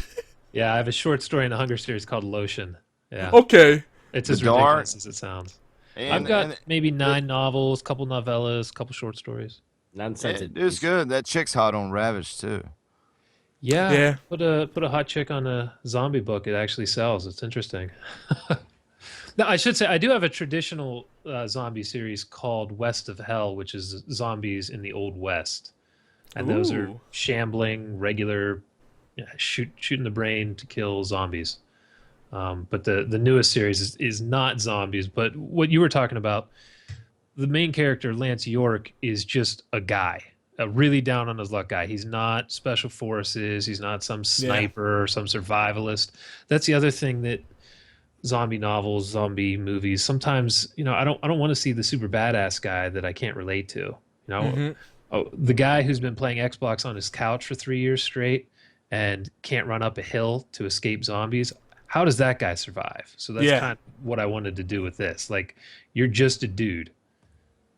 Well, that's the other thing too. If a zombie apocalypse ever happened, all of a sudden the rock stars are no longer rock stars, and I think it's a paradigm shift because suddenly the people that lost their purpose for living find a reason to live. They realize how important their life really is when it's really threatened. And they become the rock stars. And the guys that are used to the life of leisure and getting everything on a silver platter, the rich snobs. I bet you they would die off first, unless they stay underground for a long time with other provisions. But so it's interesting to get into that aspect and have that relatable character. I definitely agree. And the imagery that you use, all the details and the scenes and everything is just great. The words you use is good wordsmithing, so I'm looking forward to listening to more, man. Appreciate that, thank you. Well played, sir. I'm telling you as we speak, man. You have a couple of free first parts. I'm looking in iBooks right now. Yeah, and, I try to Slumped Part 1 is free also. What's free? Slumped. Never mind, that was Jason Brent. So. Nope. Well, there you go. It's a different guy. I don't remember writing that one, but I've drank a lot of beer. I'm sorry, man. Erase that memory. 3 supernatural thriller. Jason, have you watched The Strain? I have not watched that yet. No, I've heard mixed things. Well, what I like about it, it's kind of like what I'm getting the impression from your audiobooks, that it's a vampire story but with a kind of zombie feel to it. So give it a chance. I don't know. I think it's a great show overall. Sorry, hold It, on. it's got some tropes. But His career circled the drain. He looked to think for the knot by Sorry. his throat and pulled it down. Actually, I recognize that. That's the beginning of my book. yeah. A computer lady. There you go. Economy like it did now. Businesses couldn't invest money in a guy like Lance, a young. Oh my god, that voice is terrible though. Yeah. Yeah, you got to get my narrator. It's way better. Yeah, the narrator, he just brings it home, man. But yeah, the strain of it, I don't know. I can see where people might have a problem with it, but it's got high production value. It almost feels like a movie at times. It does have a lot of tropes. There's a lot of things that are a bit cliche, but I like that it's a different take on vampires, because vampires got stale for a while. You know how it is. It's like vampires and zombies. They switch places all the time. Like anytime vampires are hot, zombies are kind of out of the meta, let's say. And then Twilight just kicked the shit out of the vampire genre. oh gosh, It's still trying to recover. I'm all zombie all the time, dude. the strain is good though. The Lost Boys is probably the last time I've been a vampire fan. Lost Boys is great, yeah. Yeah, that was really good. Let me ask the Guys. Zombie Master here. What did you think of World War Z? You know, We had some people talking about that in the chat too.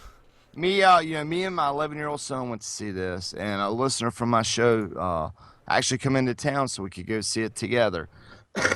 and I liked it. I love to hate it as much as I liked it, but I gotta say, if you have Netflix, in the theater it was a PG-13 movie. Netflix just recently released the PG-13 version, and then also the unrated version. The unrated version is a little bit more jumpy, a little more blood. They added blood to it. Not a zombie movie for me. The book seemed more of a zombie Yeah, sure. book. I mean, the Max Brooks version. But as for the movie, it was an enjoyable movie. As a Brad Pitt fan, I kind of like the whole synopsis, I guess, but not much a fan. My show was actually on the zombie panel at San Diego Comic-Con, and Max Brooks was there. And from my understanding, I really don't think he's much of a fan. He's probably a fan of the big ass check he cashed, though. Amen. but I don't know, Jason. How did you feel about World War Z? I enjoyed it as a movie. Don't get me wrong. I thought it was Yeah, going to be completely awful, and it was better than I expected. It's not something I'm, going to watch 50 times, but I didn't think it was as bad as everybody made it sound. like it Yeah. was gonna be. I What's- wished it had been rated R, Yeah. and I wish the ending had been a little more consistent with the rest of the movie. Like the first three quarters of that movie was crazy, with how Yeah. fast they were, and then the end is like he's sneaking through hallways. It was anticlimactic. Yeah. But I think if you'd made that rated R, that would have been a really badass movie. Yeah. Now, I have to say, no matter what you say about that movie, whether you loved it or hated it, the science that they try to do there, that part of it was good. The fiction, you could argue, but the science of the sci-fi was there, because the whole thing about, it's viral and viruses, are kind of coded to find weakness so they could take over. That was kind of smart. That was big, was the interesting. Sure. big plot twist. So when they had that did, revelation, that was cool. I remember when I left thinking people need to stop having Brad Pitt come to their camp or their military base, because every time he comes there, he's one of two people who survives. That's Yeah. true. He goes to Jerusalem, everyone's dead. He gets in a plane, everyone's dead. He goes to the military base, everybody dies. Stop having this dude to your place. It is not working Didn't out. that happen in Inglourious Bastards too? Oh, man. I didn't... He was the commander of Inglorious Bastards, which killed, 1,000 Germans on their way? Yeah, but he got almost all of his unit got killed, and then he survived somehow. But if yeah, I Brad recall. Pitt in World War Z, that dude won't die. Plane crash, doesn't matter. It's true. He's fine. But Inglourious Basterds had Eli Roth, which is good. Yeah. Mhm. Good catch.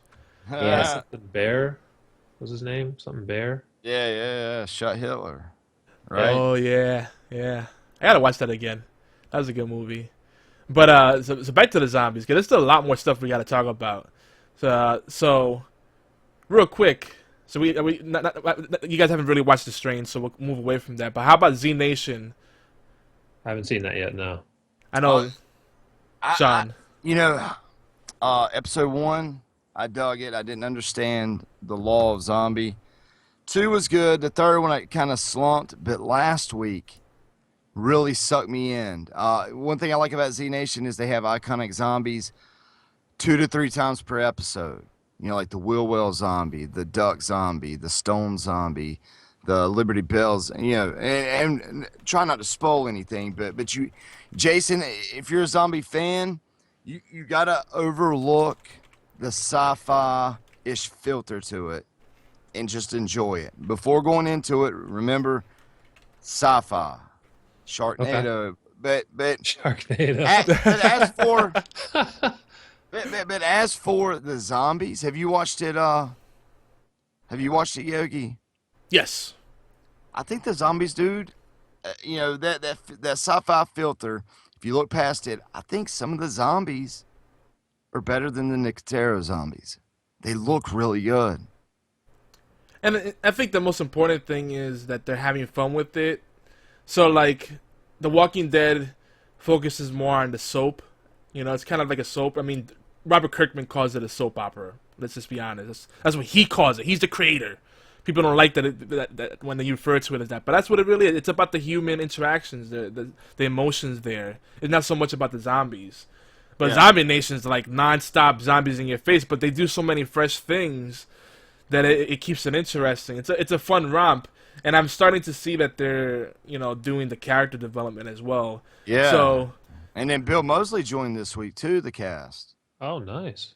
So, How many episodes is it going to be? 13.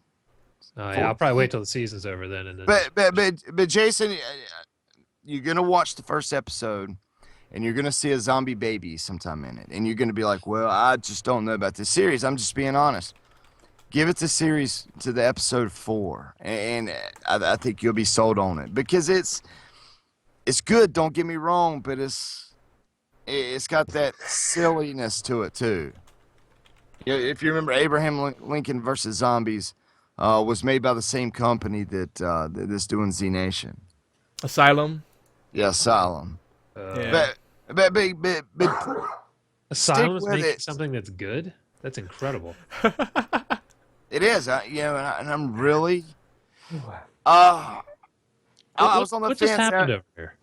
I don't know what's going on. I think Obi's laughing and then having a heart attack.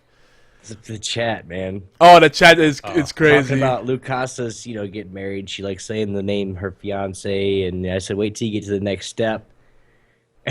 And bring It's like a whole different- and Vaseline and. I'm sorry, I couldn't help myself. Yeah, it's a whole different conversation where like the zombies and then there's like I don't know. It's crazy. Sorry, But, man, to interrupt you. But I hate to be rude, guys, but I have to get to work. I have to get up at 4 a.m. Yeah, bro. Yeah, give us a plug for Zombie Cast, man. And I want to come back, and Obi, I want to get you on. Yogi, you're on all the time, but Jason, man, you know we got to get up. We'll start exchanging Twitters and stuff. But get you involved with Zombie Cast too, you know, and Yeah, I'd love to come on and talk some and more zombie shit. yeah, man, but because it's just give us a listen, and you know, we're Zombie Cast, unofficial guide to zombies, but it's just like you and your buddies talking about zombies in a comedy way. But give us a chance. But you can check out my stuff over at zombiecast.net. You can follow me on Twitter at FreemanDaddy5, at Dead Reviews, and at ZombieCast News. And actually, you know, the ZombieCast army's been growing, Yogi, and you're always pushes, dude. And you know, Dead Reviews is almost 40,000. And I just want to thank you, Yogi, and you, Obi, because you guys are always retweeting our stuff and pushing anything that we do. But just check out ZombieCast. You know, if you're into zombies, and 9 times out of 10, the people that like the show don't even like zombies. It's just a good atmosphere, good laugh, a lot of laughs. But Yogi, 1 week, man, we're gonna be having pints. Yeah, man. And if you could pop by next Thursday or leave us a voicemail message, so we're gonna do like the night before. We're gonna do horseplay and get amped for the event, man. It's gonna be crazy. Nice, dude. No strawberry daiquiris, all right? No. But Obi, dude, I love you, man, and we're gonna get up soon on my shows, man. You've always been good to me, man, and had open arms. And Jason, dude, it is very nice to meet you, man. I've downloaded your book as we speak, and then I'll be talking about it on ZombieCast, man. Hopefully we can get you on over there here soon. Thanks, buddy. I appreciate it. It's good talking to you. Yeah, quick plug right quick. My co-host writes for a lot of magazines, but he writes for the Zombie Research Society articles a lot. So yeah, I'm gonna turn him on to your trilogy, man, and try to get some literature done over there at the society. There's like 200-some thousand paid subscribers at Zombie Research Society. So it get a good pitch out for you, man. We help each other out in this genre, I appreciate that. Thank you. Yeah, but guys, have a good night, man, and I love you all. You guys are definitely family to me, man. Always good to me. Right back at you, brother. And I can't wait for next week. I'm gonna explode from the excitement. Strawberry daiquiris, roofies, and GoPro for Sounds like you're shooting a porn. Yeah, he might be streaking through Atlanta. Who knows? But Yogi, what part are you playing in that? I don't know. a If it solo pays well, it's all right. we're just gonna observe. But you guys have a good night and a good rest of this show, man. And thank you guys for the opportunity of coming on tonight, man. It's I cherish everything. Love you guys. Bye. Take it easy, bro. Again, guys, that's Freeman Daddy 5. Make sure you guys go check him out. Twitter, ZombieCast.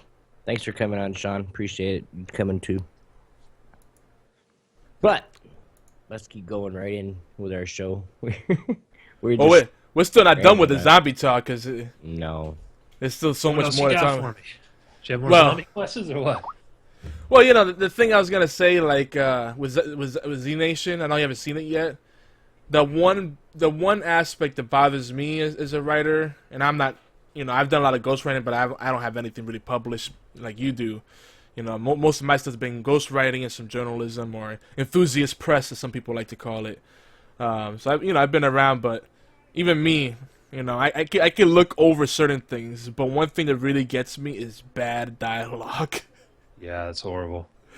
Because and this shows, like, the first couple of episodes, the dialogue is a little grating. And it does feel like it's just a really cheap B-rate movie at times, turned into a series. But then once you get past that, it's really fun. They do new things with zombies. They create some new scenarios. It's a really fun romp. I don't know if I say this comparison, I might take away from it. But I would kind of say it's like the Pirates of the Caribbean of zombie stories. Like, it's fun. It's not, don't look for like really deep stories, but you could rewatch it a few times and enjoy it as long as you're not looking for like a really like intellectual storyline, for lack of a better so it's word. no Walking Dead. Yeah, I'll check it out. Yeah, I mean, it's not, and another thing I would say too is that the team behind it, they're very much supportive of the community. So they're all about working with other writers and actors and podcasters and stuff. They're all about that collaboration. So they're very down to earth. So it makes me want to support them further. So definitely check it out, man. And when you come back out, we'll talk about it. Obi, have you seen it at all? no. Well, there you go. I'm not gonna lie. I mean, I like zombies. I love the zombie movies that I've watched lately. World War Z, like you guys were saying earlier, it was kind of a hit and miss. Like the first 3/4 of the movie was just awesome, and the last one like the last 10 minutes of the movie, I literally fell asleep. My wife had to wake me up Yeah. because it was just boring. He's just hiding. It's like explosions and shoot. Just getting into town, doing all this shit.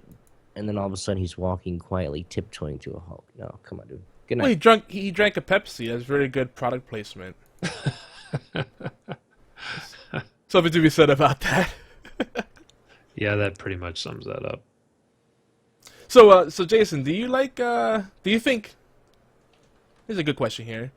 Do you think that a campy style in storytelling ruins the immersion or even the enjoyment of a story? I guess it depends on what you're going for. I mean, if you just want to make a campy movie or have a campy novel and you're good, if you're good with humor, then no. For example, you talking something like Army of Darkness level Yeah. camp? I love that stuff. If it's done right, I love it. Yeah, I mean, is it going to scare me? No, no, of course not. But I'm not really sure that's the goal either. Well, speaking of which, supposedly Army of Darkness is coming back. I don't know if I should be excited or scared. They've been saying that for like 20 years. I'll believe it when I see it. Yeah, that's true. Bruce Campbell's always like, "Oh, we're doing it," and then nothing happens. So, yeah, we'll see. I love Bruce Campbell though. Oh, I do too. The guy's hilarious. But, Yeah. you know, Ash. Well, I mean, what would the storyline be? Like, Ash is old and fat now, and still has a robot hand he carries around. Yeah, I don't it's true. know. We'll find out. I just feel like that world itself, the way they did that, it would have been cool to do something more with that. Like, it would have been a cool series. I don't know. I will watch anything that he and Sam Raimi do together. I'm on that. Yeah. Doesn't matter. It wouldn't even matter what the storyline was. I'd watch it. So I love those two guys. Did Sam Raimi work on Bubba Hotep? No, that was the guy who made Phantasm. Was it? Shit, yeah, I can't remember his name. Don Coscarelli, I think. Okay. Yeah, he did Bubba Hotep, which is actually based on a novel, I believe. So That was a pretty cool one. hilarious. And then as the king, you can't beat that shit. he's the best. And my name is Bruce. That was great too. I did see that. Yeah. You've seen any of this stuff, Obi? I'm sorry. What? Obi, you like Bruce Campbell? Are you still watching the Twitch chat? Yeah. I'm letting you guys talk because I'm. Obi's enamored with the Bruce. When I hear the- something that I want to get in and put my 2 cents in worth, I will put it in. You know that. Oh, we got that. So we got to see tonight that I'm not talking a lot about anime. We got a huge anime crowd, so we might have to make a whole show. That'll be a theme for one night. Well, we were talking too about me and Lainey. We were strippers to pay college. Pay the bills. I was just gonna ask what you were talking about because you said something about anal sex. Now it's strippers. I feel like I'm Wait a missing minute. something here. Wait, I said nothing about anal. Well, and it's even more confusing when you see little bits of zombie, like people picking up stuff that we're talking Yeah. about and then inserting it in the middle of that, and I'm like, anal stripper zombies? What? What is even going on? I don't know. So I think we actually covered a lot of the biggest things. Like, I kind of want to go back to what we were talking about in the beginning. I feel like there's still missed opportunities with the storytelling. Like a lot of it, like you said, Jason, is post-apocalyptic, and that's cool. But it almost feels like every story is the same thing. It's always survive, and then find a cure, and then everything's magically fixed. But what about the people that are still infected? What about the rebuilding of society? Like I would like to see the rebuilding of the world after they find the cure, after they sunset the disease. That'd be cool. Or the 0 hour story, where you really get a feel like, wow, this is how it spreads. Because a lot of times when they create these worlds, you look at it as like, well, with all the technology we have and all these kind of like superhero guys that are surviving all this stuff, you would think that they would stop it well before it gets that bad.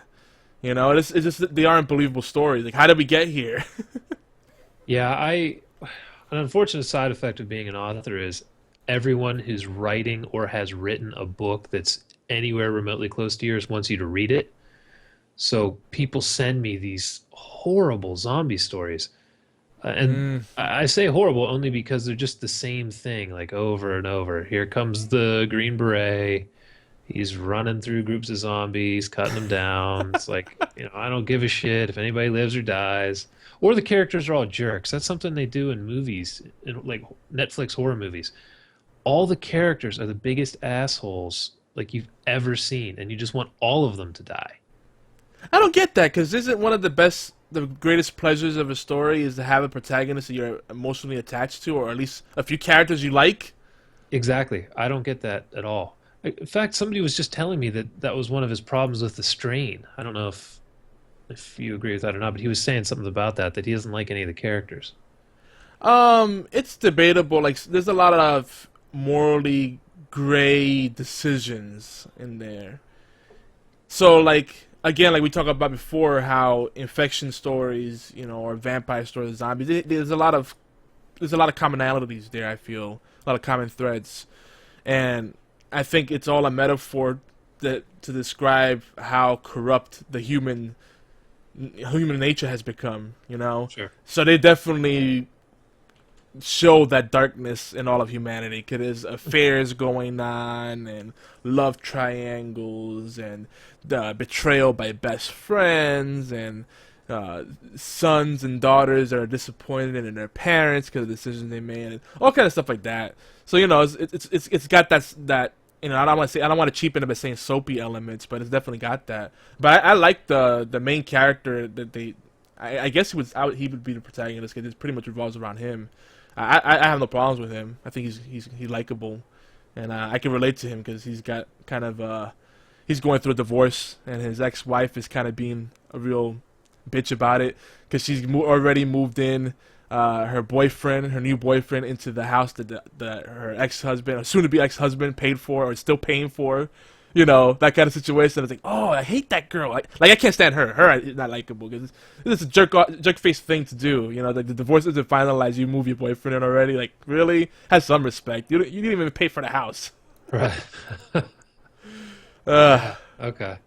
Yeah, I So- just always want to make sure there's like a Rick Grimes kind of character that you can get behind at the beginning. If everybody's a dickbag, then why should I be watching this?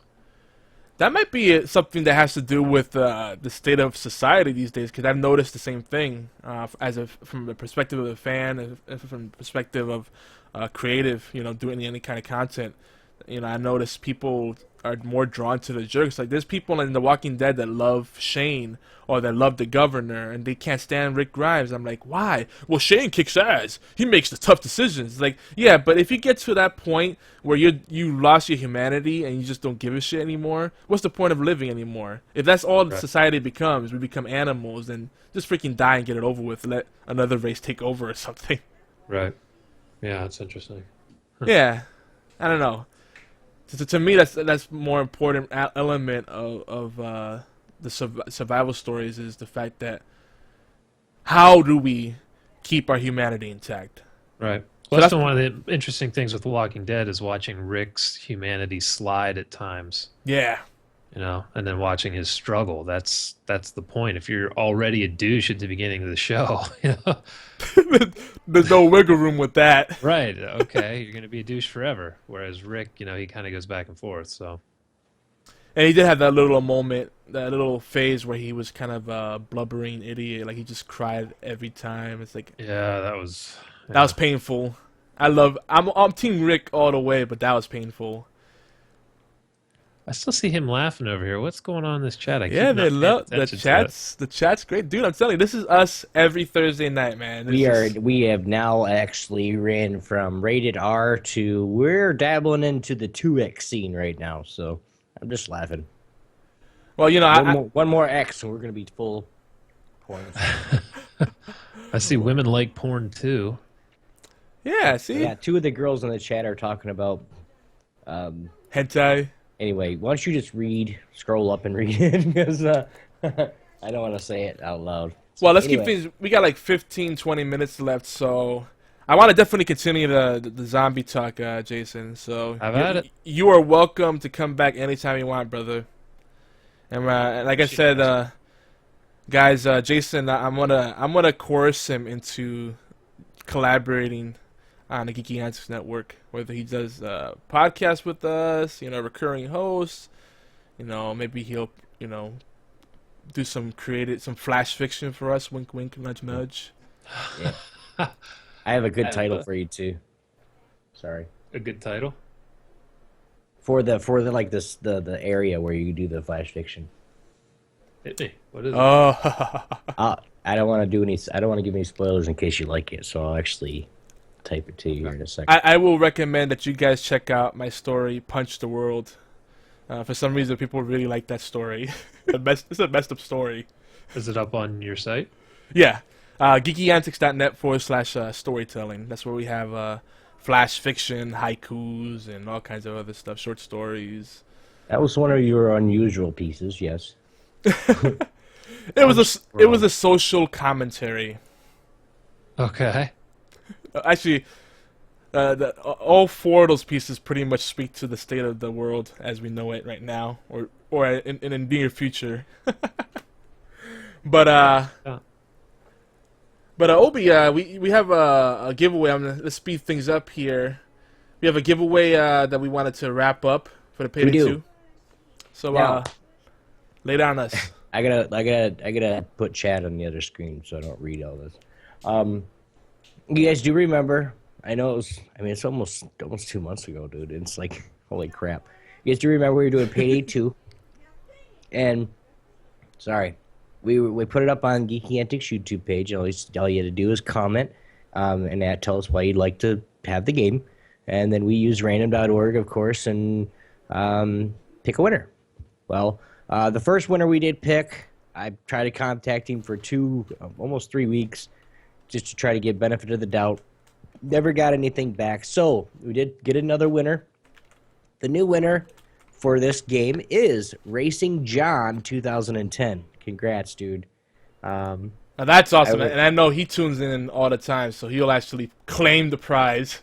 right. Well, and I, as I'm counting down, the different comments and everything, and I looked at it, and he's just, I would just really like to play the game. That's all it was. So, congrats to Racing John 2010. Hit me up. Actually, I'll hit you up on Twitch. Send you a message. Actually, YouTube. Send you a message, and then we'll get together on Steam, and we'll get you the game. Let's have it on TWW. So yeah, timing Whammy Tea Time. We're doing the Soft Kitty song contest or singing contest, either way. And basically, you can call in at our voicemail line 1206-415-4987. Again, 206-415-4987, and sing your version of Soft Kitty. And we're gonna pick up to 20 finalists, and then have the community vote on the winners. 3 winners will win a Hearthstone throw pillow, and that's it. And it's only available to U.S. and Canada. Because we looked into international shipping rates for odd-sized packages, regardless of rate of the weight, and the rates are just crazy. It's just no wonder all these contests and giveaways are always like U.S. and Canada only. It's like $5 item, $100 a ship. What? We don't have that kind of budget. I run into that stuff all the time. If I send signed books to people and they're in South Africa or something, Oh. their system over there, it can take 3 months, or sometimes they just keep it. They don't care. Oh yeah, because customs. Yeah, so you'll pay $50 to ship it, and it doesn't get there anyway. So yeah, I had to stop doing that too. It's terrible, man. I feel bad, but it's like I can't afford that shit. Trust me, the Geeky Antics, we're the network of starving artists. So I'm with you. So that's why we have to unite, man. When my brother introduced me to you, I was like, dude, why didn't you tell me about him sooner? It's like it's a perfect fit. So that'll be great. There's great things in the future, guys. So stay tuned. But so yeah, just some real quick. We usually do our segment deals for cheap bastards. We're not gonna go too deep into it. I want to have opportunity before we get into plugs to chat a little bit more with Jason before we wrap things up. But I do want to point out that on Steam they have Naruto Shippuden Ultimate Ninja Storm 3 Full Burst 66% off. Now I'm a big fan of Naruto. I've been talking about anime. $10 game. Hey, you can't go wrong. If you like anime, it's even better buy, or fighting games. It's worth it. I know the new one is just coming out if it hasn't already, but $10 can't beat that. And it's also this on Steam. It's the free weekend for Space Engineers, and if you want to buy that game, it's 40% off this weekend as well. So that's through that's through October 12th or 13th. I think the sale will go on, but the free weekend ends on Sunday the 12th. And yeah, that's pretty much it. Make sure we haven't missed anything. So yeah. Any other thoughts before we start wrapping things up? We got about 5-10 minutes left, so we could just shoot the shit a bit. Jason, anything? Any thoughts on anything at all? Yeah, the stuff we go back to the zombie stuff because it's still a lot more kind of bubbling in our brains there. Zombie wise, I don't know. or anything. Period. I wonder if anybody's seen Annabelle yet. Does that come out last weekend or this weekend? It's one of the few horror movies that actually gets a theatrical release anymore. I haven't heard Gosh. anything about it, good or bad. Is that the one with It's The Doll. It's like a prequel to The Conjuring that did gangbusters last year. You didn't see that one? See, It's pretty good. I've caught some horror recently, things like Insidious,